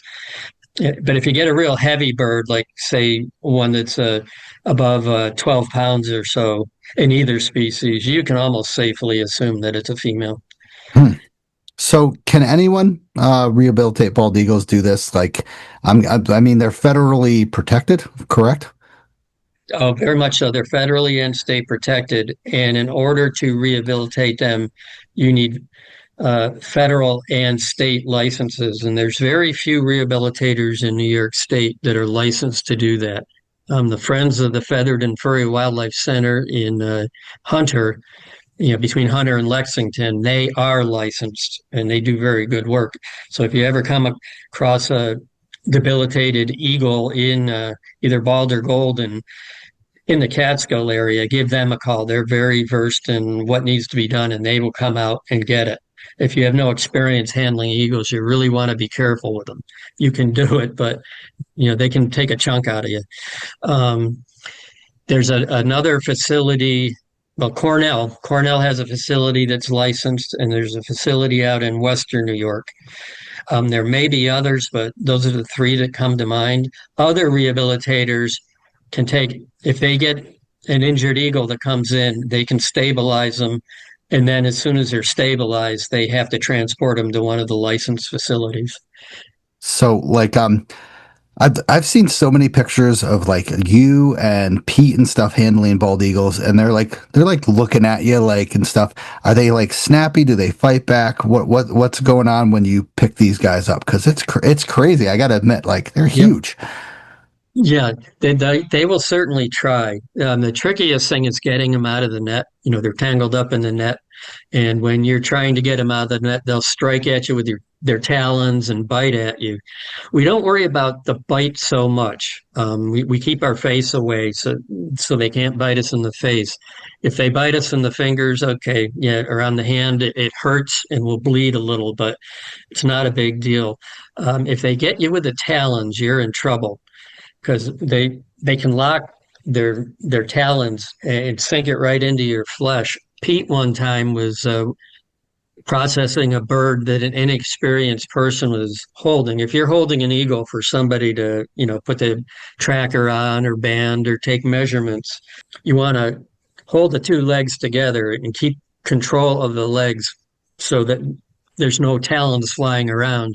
And I don't know if the person holding the bird had an itchy nose or whatever, but they let go of one of the legs and the bird sank its talons into Pete's arm. And it took 3 people to get the talons out. How long are those talons? Those are like 3 inches, right? At least, yeah. Well, they can be. I don't know exactly. They've got a big curve on them. They're bigger on the golden eagle than the bald eagle. They're more than you want sticking in your arm, put it that way. 3 inches might be a little long. Certainly, that's a little long for a bald eagle, but they're vicious, vicious weapons. And what we do with all of them, as soon as we get it out of a net, we put a falconer's hood on it. It's a leather hood that blocks their eyesight. And especially with the goldens, as soon as you do that, they just turn to jello, calm right down. The bald eagles are a little feistier sometimes, or individual golden eagles. They'll still try to get you. You got to make sure the legs are pinned together and you don't let that beak anywhere near your face. And then you hope the hood fits really well because if they can peek out long behind the edge of the hood when you go to take measurements or whatever, they're going to try to get you. Wow. So with this rehabilitation that you've done and that other people do, what is like how do they rehabilitate them? I'm guessing, like the food, stuff like that. What does it consist of? Okay. Well, it depends on what the bird goes in for. I can talk about that more later. I know whether it's been poisoned by lead or hit by a car or whatever. The rehabilitator will, and they're veterinarians. at least the real rehabilitators who work with eagles have veterinarians they work closely with. They will assess the bird to see if it is indeed a candidate for release to the wild again, if they think they can bring it back to where it can be released to the wild. If not, more often than not, the bird is euthanized. And that's unfortunate, but not all of them can be saved. If they can be saved and treated while they are under treatment, bald eagles are almost exclusively fish eaters, or that's the main part of their diet anyway. So the main food while they're going under rehab will be fish, maybe with an occasional roadkill squirrel sprinkled in there or something like that. Golden eagles are primarily, they eat birds and mammals. So, they might feed them chicken or turkey and as well as, maybe frozen rats from the pet trade and things like that. So, or they might even release live rat when the bird is getting close to being released, and it'll spend some time in a flight cage, which is usually 100 feet long or more, where the bird can fly back and forth. They'll buy rats at the pet store or whatever and release them in the cage and let the golden eagles hunt, make sure that they can hunt for themselves. Doesn't sound good if you're a rat, but you have to do these things to keep the predators alive. Wow.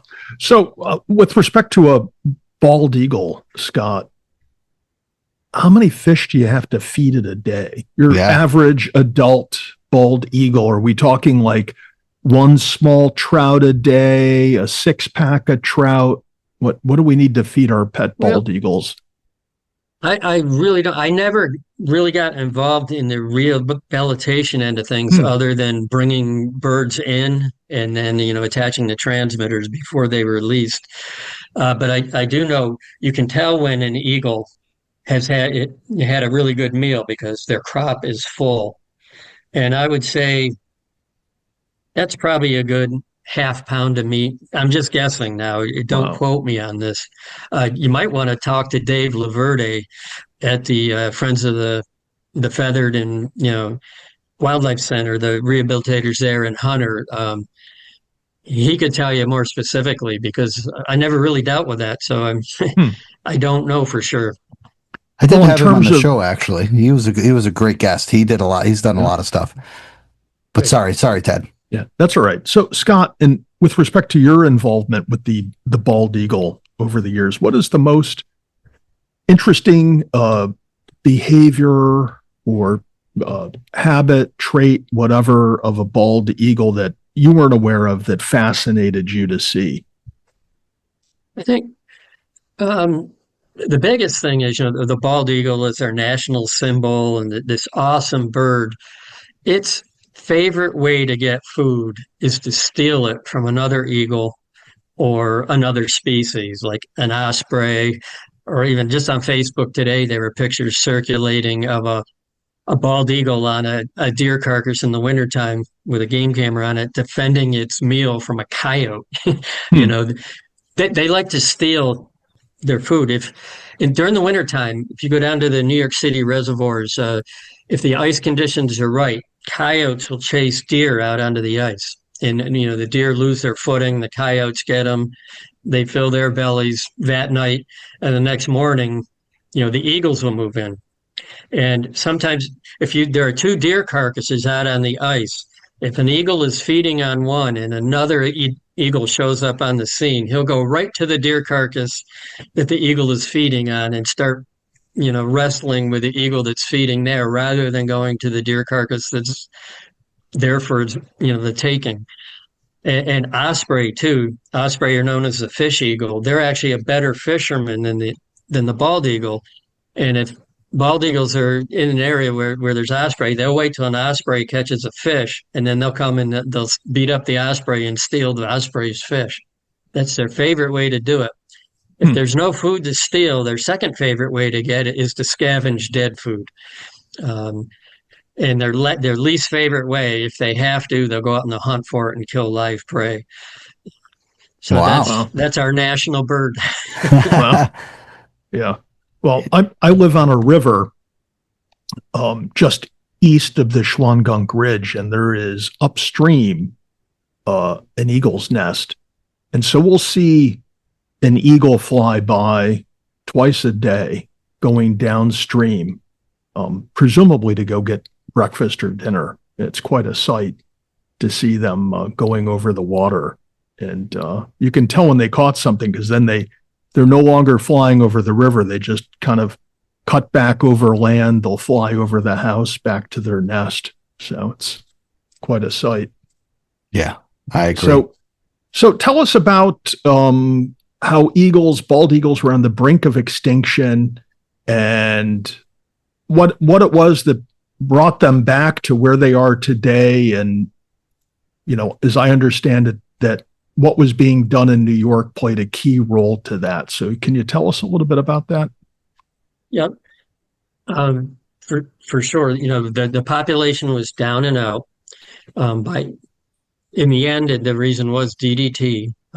We had one pair left in New York State. That was in the Finger Lakes, and their eggs were no longer viable. The female had so much DDT in her system that she couldn't produce a viable egg.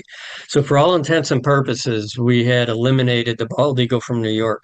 We still had some individuals around, but they couldn't reproduce. DDT was banned in 1972 nationally. And in 1976, that last remaining pair in the Finger Lakes was still there, and they were still trying to nest every year. People in the DEC decided, I think Pete and I's bosses decided to try to reintroduce them. And they pretty much tasked Pete, who was just a young biologist at the time, had fairly recently graduated from environmental science and forestry in Syracuse. And he got together with Dr. Tom Cade at Cornell University. And Tom had successfully used an ancient falconry practice called hacking to reintroduce peregrine falcons into the wild. The two got together and they tailored that practice for what they thought might work with bald eagles. And in 1976, it was the first time it was ever tried at Montezuma National Wildlife Refuge, west of Syracuse. They built a hacking tower, which is basically a cage out on the landscape. And it has a screen in the back where they could put fish through to feed the eaglets without the eaglets becoming imprinted on people.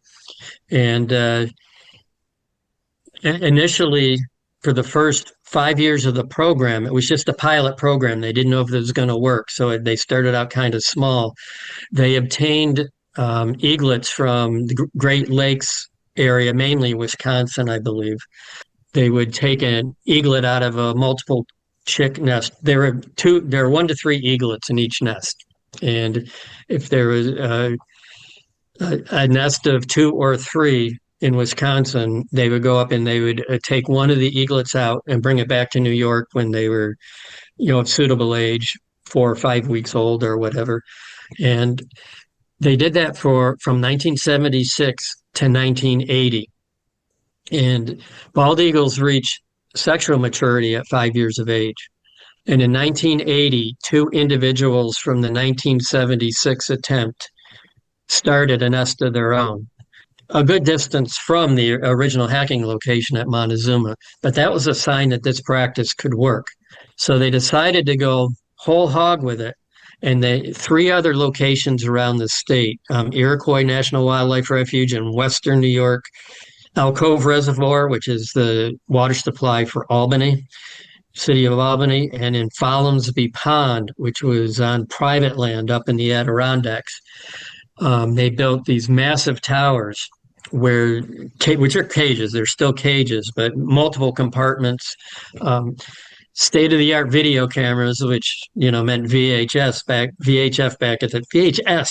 in the time. Big monstrous cameras, nothing like the little tiny specks we have today, to monitor the eagles with. And they had to go to Alaska, where the bald eagle was never endangered. They had to go to Alaska to get enough eaglets to supply New York with the birds that they wanted. And by their goal throughout this whole process was to get 12 established bald eagle nests in New York. And by 1998, they hit that magic number. They had released 198 eaglets in New York through the hacking program. And in addition to that, there were 8 eaglets who were born in captivity that they put in that last remaining nest, with the infertile parents in the Finger Lakes, and they raised the young to fledgling too. So you're talking about 206 eaglets were released in New York State for throughout the entire process. And we were so successful in New York State that 17 other states and the province of Ontario in Canada instituted hacking programs of their own. But by all means, New York State was the pioneer, and we should all take our hats off to Pete Nye for that, because he led it right through from beginning to end and beyond. Wow. Yeah. So before I send it back to Stosh, I got one more question on this hacking program, Scott. Describe the tower for us. You said it was huge. How tall was it? How big was it? Just kind of give us the rough dimensions of one of these towers. Okay. It was set on telephone poles. So basically on top of a standard telephone pole, which you would have on a rural road around here. And because eagle work was so sexy, power companies would donate the time and the equipment and the poles. So it didn't cost the taxpayer any money at all to have these things built. And then they would use their equipment too, the buckets and everything on bucket trucks, to help build the cages on top of the poles. The early, the first one set up at Montezuma, it was just one story cage basically on top of the poles. For the big effort, they were double deckers, like 2 stories of cages on top of the poles, with multiple cages going out laterally as well.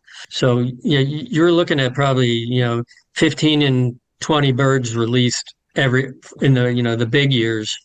They wouldn't use all 4 sites. They would focus on one site each year. So kind of like a bald eagle condominium, if you will. Exactly. That's exactly what it was. And then when the birds reach fledging age, like around 11, 12 weeks or so, they would open up the front of the cage and let the birds come and go while they still kept them in food, just like an adult eagle will, both in the cage for a little while and then around the cages where they knew the birds were going to find it. And these hacking sites were in locations with lots of natural food too. So normally in the wild, an eaglet learns how to hunt from its parents, how to find food from its parents. These birds didn't have that luxury. So they made sure there was a lot of food in the area when they picked these hacking sites, so that the birds could easily teach themselves how to catch food under easy conditions. So hopefully by wintertime, which is when young birds, even when they learn from their parents, that's the critical time for them. It's a lot of them don't make it through their first year. If they do make it through the first year, they're experienced eagles, and they stand a real good chance of living, a good long time after that. But getting them through that first year is the big challenge. So they had to pick these hacking sites to be, have plenty of food to get those birds off to a good start, and it worked. Well, Scott, I just want to follow up with you. You said that these young eaglets learned how to hunt from their parents. You just got done telling us that most bald eagles steal their food. Yeah. Yeah. Mm-hmm. Yeah. But all right, that's all right. I'll turn it. I won't make you answer that. I'll give it back to Stosh. But I was paying attention. All right, let's hear it, please. All right. They have to learn how to get food, and if their favorite way is getting food, they learn from their parents to steal. It's that simple. They learn to scavenge and they learn to hunt. Yeah. Yeah, some of the most belligerent eagles I saw out there stealing from other eagles were the young of the year, the young birds. By the time I saw them, they had learned their art well. Wow. So with the hacking program, which is like a phenomenal effort, once again, just hearing the stories about that, were you involved with that kind of like, down to where you were? Did you go up to the Montezuma area, the Finger Lakes area, to learn this? I wouldn't say trade, but this concept that we could hack into these these nests and put in a real bald eagle when the parents don't even know it. It baffles my mind that we did this, that happened in New York State. Like, it's just, how far were you involved in that? Unfortunately, not at all. When the program started in '76, I was 15, going to high school just 15 miles from the release site. But Well, yeah, yeah, it's just to let you know, Scott, my wife, I went to Cuca College, so Cuca is a beautiful lake. oh, it is. But my family had a place on Cayuga Lake, Okay, just sorry, south of Cayuga. yeah, south of the hacking site. But I actually graduated from Auburn High School, which is closer to the hacking site than our cottage was. And then, by the time I got through with school and college, you're talking the early '80s. So there are only a few years of the hacking program yet, and some of my college friends actually did work with Pete. It was kind of tough duty, although anybody would give, anything to do it, really. They basically lived in a camper, right adjacent to the site, and had to twist, tough duty. You had to go fishing to catch fish and whatnot, and climb up to the back of the nest and feed them and whatever. But Pete hired seasonal, temporary technicians to do that work, and I never got involved, unfortunately. And it's one of the biggest regrets of my Eagle career. That would have been, just like the cherry on top. But it was a wonderful opportunity. I worked with the movers and shakers. I worked a lot with Pete and his right-hand man throughout the effort, Mike Allen. Pete and I would go to Western New York to band eaglets in May and stay at Mike's house. And it was, so I kind of live vicariously after the fact. So, I mean, you were still involved with this program, going late into the '90s. So you had a role in it as well, right? I mean, especially down in the Catskills, as they were, further up north, and the bald eagles were migrating down to the Catskills once in a while. Oh, sure. Very much so. I worked with eagles, but not in the hacking program. Okay, so the hacking let's get away from the hacking program and get to your role down in the Catskills. How were you involved in this rehabilitation? Not rehabilitation, but the revitalization of the bald eagle. Well, we're going to go outside the line a little bit. The general Catskill area, some of the best eagle habitat exists. You have the New York City reservoirs, which, the New York City reservoirs, their construction and everything was just heck on the social fabric. It's terrible for the people in the area. They booted the people off the land, but they created all this great bald eagle habitat that had plenty of fish, great big trees to nest in, and no people to bother the birds. And they took full advantage of that. They built a lot of nests on the New York City reservoirs, some of which were in my area. So from a monitoring standpoint and a banding of the eaglet standpoint, we had a lot of nests there. And then you just go a little bit to the east, Hudson River is major, major eagle habitat. And they certainly took advantage of that. So Region 4 and Region 3, Region 3 encompasses the southern Catskills, Region 4, the northern Catskills. We had our eagle populations grew the quickest and the most out of all of New York State. For a number of years, we had more eagles in those two regions by far than any other region in the state. Western New York and Central New York have kind of caught up, over the last few years. Adirondacks is coming along, with no acid rain now. There's with the fish are coming back in the Adirondacks. There's eagles are taking advantage of that too. So a lot of great habitat in all of New York State, but the Catskill area led the way. So how were you involved in that and stuff, like you're tracking stuff like that with the bald eagles and such? Yep. A lot of monitoring as the nest got bigger.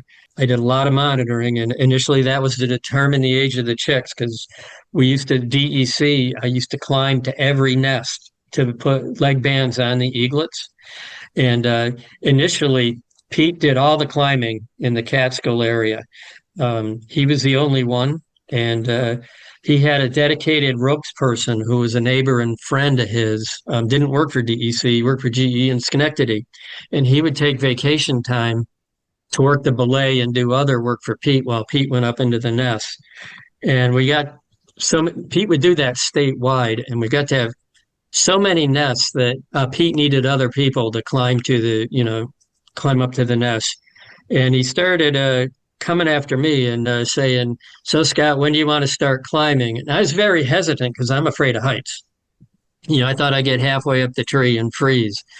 But finally, the winter of 2001, 2002, he didn't even give me a choice. He called me up and asked me for my waist size. And he wasn't getting fresh or anything. He bought me a climbing harness, wanted to make sure it fit. And that May, we went out to a nest near the Stanford office. Pete went on belay with Steve on the ropes. Pete went up to the nest, sent the climbing rope back down. I hooked in, and away I went up the tree, and I made it 85 feet to the nest without calling for mommy or freezing or anything. And Pete gave me a lesson on how to band the eaglets and what to do at the nest. And then we got out of the Steve lowered us down to save time. We just had the ropes person lower us down to the ground rather than rappel down. Didn't have to set up all the rappel equipment that way. And we went right to the next nest, and they sent me up solo on a safety rope. I never climbed without being on belay. But from there on, that first year, I just went out with Pete and Steve on the ground to coach me. I climbed a number of trees. The following year, I got my own ropes person, and what we do, the Western New York nests were a little ahead of us here. So for a week in May, I would travel with Pete and do ropes for him out in Western New York. And then we'd come back, to our homes. And on Monday, I would go out with my ropes person, and we would hit nests in Region 4. There were always tricky climbs that I didn't feel comfortable doing. So Pete he would do those nests. And Pete always wanted to do the first climb on any tree. The process was he wanted to climb up and assess everything, and we'd leave it rigged with a utility line so we could get a belay line up in subsequent years. And I only climbed trees that were rigged with the safety rope. So I never did a free climb like Pete would do on the first climb at each nest. Wow. So now with you like banning these eagles and stuff, what was your experience with that? Like, you just go up when the parents weren't in the nest, like you monitored it and be like, okay, now's the time, go. Like that's just incredible. These nests, the adults always have them in their sight when the youngsters are younger. They don't let any intruding eagles nearby or whatever. So you can't really sneak up a tree without the adults knowing. Wow. Fortunately for us, here in New York, they never made contact with us. They'd fly around and squawk and act agitated. And on a couple of the nests, an adult would land in a branch just a few feet away from our face and watch us, or Wow. a couple others, would fly right by within feet of our face, which is quite a thrill. But they never made contact. They're unlike a peregrine falcon. Now you have to wear a hard hat and eye protection and everything else when you ban peregrine falcons. The adults are snotty. Bald eagles are real wimps when it comes to having somebody at their nest. So we could pretty much safely process the youngsters. Unfortunately for me, what the process was, you would tie in and hang in your harness usually, or sit on a branch if you could, because you need two free hands. My instinct was to hug the tree for all it's worth, but you need both hands to, ban the youngsters and do the other work at the nest. So you have to tie in and trust your equipment and just hang there in your harness while you work on the birds. And we used what we called a chicken hook. It was basically a wire with a hook on the end of it, and you would grab an eaglet by the leg. Their feet grow really fast. So you hook this thing around their leg and you just pull them into you if they're across the nest. And then we had to wait till they were 3 weeks old because that's when the foot was big enough to hold the band. You'd put the leg band on, and that's the only band they're ever going to get. It was going to last their lifetime. So you wanted to make sure the foot was big enough so the band didn't slide off. But the band remains loose throughout the eagle's life. It's not tight on the leg. And you do that, we would check for unhatched eggs, you know, try to determine the sex the best we could. We take our best guess. We weren't always right with that. Notate any prey items, which could be, become important if there was say, a development proposed for near that nest. If you knew they were eating brown bullhead predominantly, and you knew the only source of brown bullhead was a pond near that development, you could address that. You said, Scott, try to identify. You said, unfortunately, I had this. This is a dream job. Like, I wouldn't say unfortunately in this any situation like this. It's like, unfortunately, I had the band the eagles, like, and they flew by my head. That sounds amazing. Oh, I don't think I meant it that way. I'm trying to think what I said exactly. No, there's nothing unfortunate about the job.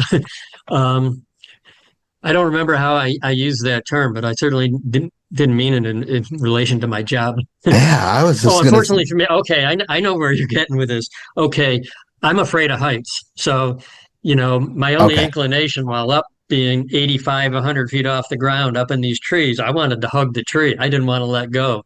But in order to work on the birds, I needed both hands to work on the birds. I couldn't hug the tree. That's what I meant by that. Did you overcome your fear of heights by doing this and stuff, or did it always exist? Not entirely. I did get more comfortable. And like I said, I predominantly climbed the easier trees. A couple times, even later in my career, I found myself in really sketchy situations, like a branch when the nest was on a branch going way out from the main trunk, skinny little branch. And I did get terrified a few times. And I bailed on one climb most of the way up. And another one, Pete wanted me to climb because he had a VIP along. And I took one look at it, and I wimped out on those. Where Pete, I don't know if you got it from when you interviewed him, he had no fear, has no fear. After he retired, he climbed the Matterhorn. Yeah. So it was nothing for him. I think he was probably disappointed that I wasn't gonzo in the trees, but still, I was able to take some of the workload off his shoulders by hitting those easier trees, which still related to that. After the eagle banding season, come back into the office and, start doing the mundane work. It was like, are you kidding me? After all the adrenaline of climbing the trees and doing the eagle work, and then, just the next day having to switch to the mundane routine non-eagle work was really quite a shock sometimes. Wow. Yeah. Well, I can only Scott, imagine. Yeah, Scott, that might be a good segue when you want to talk about avoiding the office and staying away from the mundane office work. Let's talk about hiking and bald eagles and go over some things that hikers and folks shouldn't do when they encounter a bald eagle nest or a bald eagle outside, and what they should do if they want to go and see bald eagles in the wild up close. You have any pointers and recommendations for the hikers in that regard? Yeah. Luckily, if you're out peak bagging, you're probably not going to have a big issue because the bald eagles like to nest near water for the most part. But if you do come across one, or you're doing a flatland hike, hiking along water, the way the law is written, it's illegal to disturb eagles, and with some potential major fines. But there's what's called the National Bald Eagle Management Guidelines. You can find them online if you Google that. They recommend staying 330 feet from a nest if you can, and that should avoid disturbance. However, if you're even further than that and you disturb an eagle, you're still disturbing an eagle. I've never seen an eagle with a tape measure. So, that's just a recommendation. Eagles, before they pick a nest site, they generally spend the previous nesting season on the area scoping it out. So if you're on a well-peopled trail, say a rails to trail type thing where there's a lot of hikers and a lot of activity, chances are the eagles are used to it and it's not going to cause a disturbance. And if there's a lot of people walking by and you see the eagles in the nest and they're not paying any of attention, you can safely continue with your hike. Look through binoculars or a spotting scope, and you're not going to bother them. What you really want to do, if you find yourself in a situation where you're near a nest, or maybe you don't even know you're near a nest, and an adult or two are flying around and they're calling, flying around, flying by a lot and calling, you're causing a disturbance, and you want to vacate the area as soon as you can. Don't try to get a little closer to get a better picture. Just get out of there. And then, if you have optics, view them from a safe distance. You don't want those talons inside you. Yeah, they're not going to do that. I know, never say never about wildlife. There have been incidents in Alaska where bald eagles have, cause problems for people at the nest and stuff. But I think our bald eagles have a healthy enough respect for humans. Somehow they don't trust us, and that's a good thing. But on the flip side of that, we have eagles that have picked parks, well-peopled areas. In Cobleskill, there's a nest right adjacent to the local Walmart. Everybody knows about that one. We usually don't give nest locations away. But in this case, everybody knows that Facebook is flooded with pictures because there's a bank and with an American flag behind the nest, and people like to get pictures of these birds with the flag back there. And I suspect they are the birds that showed up on SUNY Cobleskill, the first spring back of 20, when I came back to work temporarily for DC in 2017. The very first day, I got tasked with going to SUNY Cobleskill because there was a new eagle nest adjacent to the lacrosse field, and there was a lacrosse game scheduled for that day.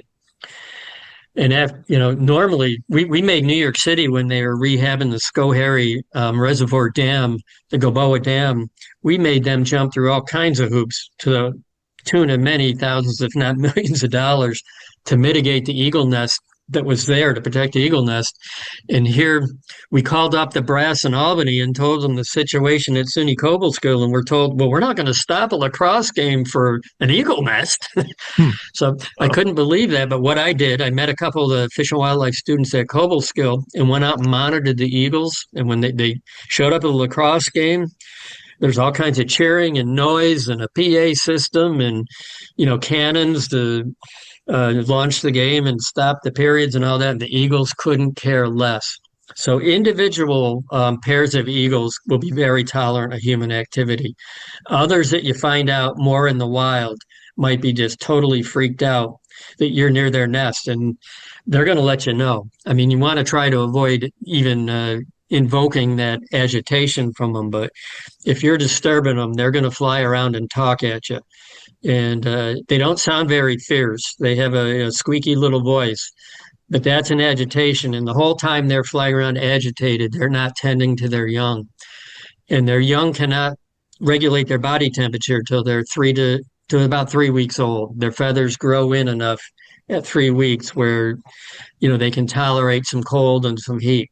Before that, you could cause their death. And human disturbances have caused numerous nests to fail. Well, I would say that before the DDT shit, that's all human disturbance. Yeah. Yeah, I'm sure it doomed a lot of them for sure. Yeah. So Scott, now that we know that lacrosse games are not a threat to the eagle population, what are the more common threats at the present time that eagles are confronted with? Okay, present time, there's still some direct shooting. You get slime bags that'll shoot one or two. Vehicle strikes. Unfortunately, for an eagle, it's not like a songbird that can just fly away.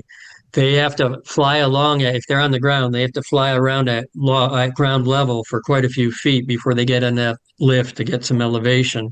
And they like to scavenge roadkill. Or in the Hudson Valley there, the trains kill a lot of deer, and they move right along. And eagles come along and feed on the deer. And the train comes or a car comes on the highway, and the eagle doesn't want to leave its food right away, wants to fill its crop, waits too long, takes too long to get elevation, and is hit by the train and or cars on the highway. So that's a problem. More insidious, perhaps, is well, I'll start the current avian flu outbreak that has affected our poultry prices and whatever. There are documented deaths of eagles in the Great Lakes last year. I've heard this through Pete. I haven't documented it. Pete told me that in Minnesota and Wisconsin, their number of nests that were successful went way down. They know a lot of the adults died, and they suspect avian flu. New York State, I am not quite sure how much monitoring they're doing right now. I'm a little out of touch with just what the DEC is doing. But if they're not watching closely, we might lose a lot of our adult breeders to the avian flu, and we wouldn't even know about it if we're not paying close attention. So I hope they're watching the situation.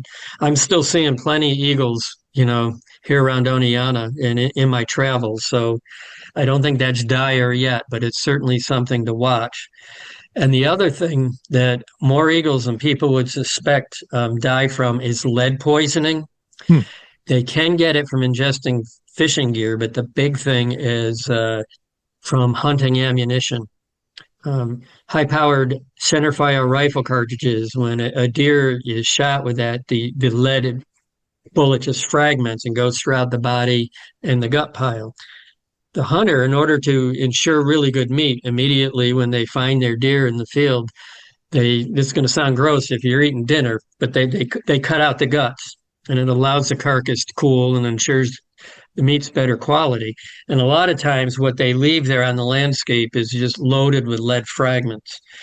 And conversely, if a deer is wounded by centerfire rifle cartridges and wanders off and isn't retrieved by the hunter, the wildlife is going to find it. And I've heard accounts from hunters who they've had to shoo eagles off their carcasses. The eagles must hear their shot or something and come and investigate, and actually wait in the trees while they're field dressing the deer to come in for the meals. And that's not a good thing, because a piece of lead fragment the size of a grain of rice is enough to kill an eagle. And that's not a good thing, and it's not good for human health either. The humans eating the meat, especially infants and young children, even fetuses, if the mother human has a meal of tainted venison, it can be mighty unhealthy for humans. So, and the good news is there's a really good alternative. There's a monolithic copper rounds that were designed for performance. They're really effective. In some cases, they're more expensive than lead. But there's really, and to my mind, no good reason for hunters to be using centerfire lead ammunition for hunting anymore. The hunting community doesn't necessarily see it that way. Unfortunately, there's a lot of reluctance to switch to copper. But just last week, the United Kingdom, Britain, banned the use of copper or banned the use of lead for hunting, including shotguns, all lead ammunition starting in 2029. That's a real positive first step for the golden eagles in the UK. Scott, why do the hunters oppose of this? Like, what's the big deal? I'm not a hunter, so I don't know. Yeah, there's a couple things going on here. Part of it's tradition. Hunters have their favorite rounds that they've always used. Maybe their father and grandfather used it. If you ever go into a bar at hunting season, you hear all kinds of talk about why this round is better and this ammunition is better. They're reluctant to change. They grew up with it. They ate game, killed with it their whole life, and they think there isn't a problem. And unfortunately, some of the major organizations, who I hesitate to name right now, you might be able to guess who I'm talking about, but they're spewing a lot of bad information, saying, oh, they're just coming to take our guns. There's not enough scientific evidence to back that there's any danger, which is total rubbish. There's study after study after peer-reviewed study that prove that lead is an issue, both for the birds and humans. But there's a lot of pushback, Well, which that's just sad. we see politically every day. But I don't want to go down that rabbit hole. Yeah, we did that the last 2 episodes, Ted. Yeah. He's like, yeah, I don't know what you're talking about. So you talked about the Friends of the Feathered and Furry Wildlife Center. This podcast has donated to them. We've several times. Any other places that you want to give a mention that can rehabilitate or help out with bald eagles besides, the DEC in that area? I mean, do you have any local areas that you're talking about within, I would say, Oneonta Catskills area? No, I would say if you want to donate to help the eagles, that was my choice right there. Would be my choice. Short of that, some of the if you want to go, nationwide, New York has a pretty good handle at land preservation and all that. And if I was in the Finger Lakes, I'd recommend the Finger Lakes Land Trust. They put a lot of land aside along the lakes, which is good eagle habitat. But here in the Catskills, you already have all that forest preserve. I don't know of land trusts in the Catskill area that might be likely to preserve the more of the bald eagle habitat, along the waterways and which is limited in the Catskills itself. It's already protected by the NYC yeah, State Water exactly, and that's all prime. The golden eagles prefer the hilltops, the wooded hilltops in the wintertime. So that's already being preserved by the Forest Preserve and DEP and things like that. So I don't know if you're Catskill based, if a land trust would be where you'd want to put your money. Nationwide, some of the organizations like the Nature Conservancy, Peregrine Fund is a really good one for bird conservation. They're heavily involved with trying to protect the California condor out west, which is another majestic bird. Their wingspan is actually a good bit bigger than the bald eagle. And they're in dire straits, largely because of the use of lead for hunting. But the Peregrine Fund is another really good organization if you don't have to be eagle specific. Okay. If you want to keep it local, you're not going to go wrong with the Friends of the Feathered and Furry Wildlife Center. Absolutely. Good to know. Yeah. So your book, The Eagle Guy, My Career Working with Bald Eagles and Golden Eagles in New York, a memoir. We can get it on Amazon. You can get it here in Oneonta. Let's ask, why should I buy this book? I mean, it's about bald eagles. Why the hell wouldn't you? Okay. Yeah. If you're really interested in eagles, I figured, my career was really unique, even within the DEC. There were other people working on eagles, but nobody specifically the way I did, especially with the golden eagles. Later in my career, I got involved with a golden eagle project in conjunction with the Delaware Otsego Audubon Society, and they were working with initially West Virginia University, and later on it was the U.S. Geologic Survey, on an eastern seaboard-wide golden eagle study. And as I mentioned earlier in the program, golden eagles were kind of an afterthought with the DEC early on. We just figured they were migrating through. This study with Delaware Otsego Audubon and proved that's just now. We have a good number of wintering golden eagles in New York State, in the Catskills area specifically. They like the hilltops. They like hills and hilltops, so they're not utilizing Western New York much, and they migrate down from northern Canada. They like the tundra type areas up in northern Canada to spend their summers, and they nest up there. And pretty much the whole eastern population, with a few exceptions, migrates down south east of Lake Ontario. And so there's a few in New England, and a great number migrate in some years, right, by Oneonta. The Delaware Otsego Audubon Society have that Franklin Mountain Hawk Watch, and they will count sometimes in the triple digits, golden eagles every fall migrating through. But a good number are spending their winters in New York State. And I don't think we realize that because they like hunting the hilltops. They stay up on the hilltops more than down in bald eagle habitat. The bald eagles are down by the rivers and streams and lakes and ponds, and that's where our roads are. There are very few roads up on the hilltops, so you just don't see the golden eagles as much. And I ended up catching 9 of them in my career, one of them twice. So I had 10 golden eagle captures, where nobody else in New York State in modern times has caught more than 2, I believe. So Wow. that's the one thing that's really different in my book. But just because I was the only one in Region 4, doing what I do, and then going with Pete, I did do some of the work statewide. Most of the other people were just assigned regionally. There were people in Region 3, the southern Catskills, who just worked on, monitoring basically, and then they would go out with Pete when Pete went up into the nest. But I climbed and caught both golden eagles, and the golden eagles and bald eagles in the wintertime for various reasons, and had a pretty more variety than most of the people outside of Pete and his sidekick Mike Allen ever had, working with eagles in New York State. So from that end of things, and if you're just interested in wildlife in general, I talk about other aspects of my career. I wasn't just an eagle guy.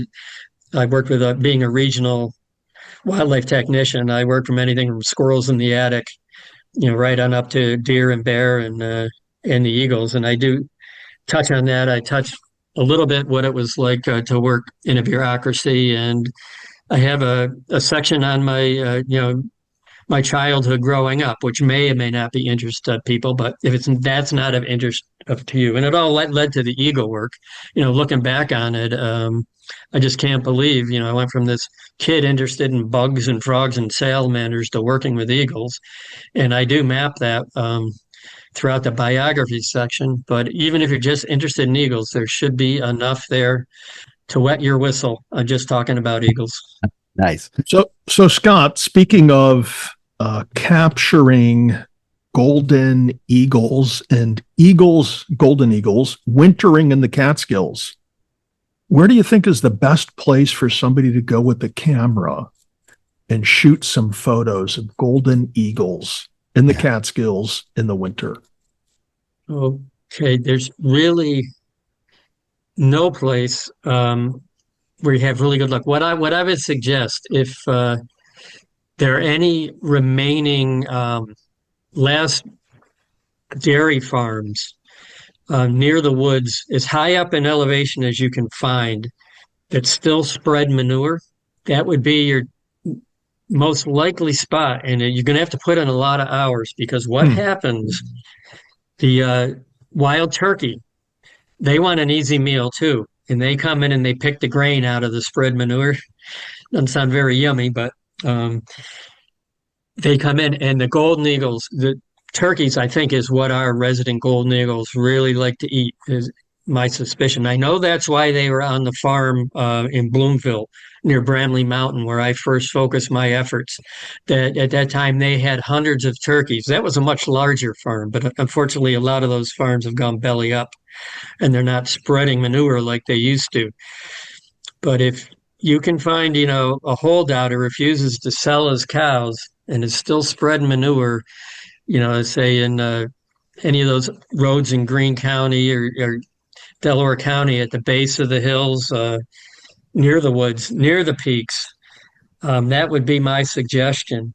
We brought them in by baiting them, which really isn't too good for the birds for several reasons, and you really need a license to do that, to collect deer carcasses. We got them from DOT, roadkill eagles, and we would screen them to make sure they weren't containing lead, because we didn't want to be poisoning our eagles by using deer for bait. So, and we used game cameras. We had game cameras set up on the bait, and we would know when the golden eagles were frequenting them. And of course, we had a lot of bald eagles frequenting our bait too. I was entertained by the bald eagles and the ravens while I was waiting for golden eagles to come in on those trapping efforts, which I describe in the book. Oh, for nice. sure. But that'd be your best bet. If you really want to see golden eagles, I suggest contacting Delaware Otsego Audubon and taking a ride to Oneonta, the Franklin Mountain Hawk Watch.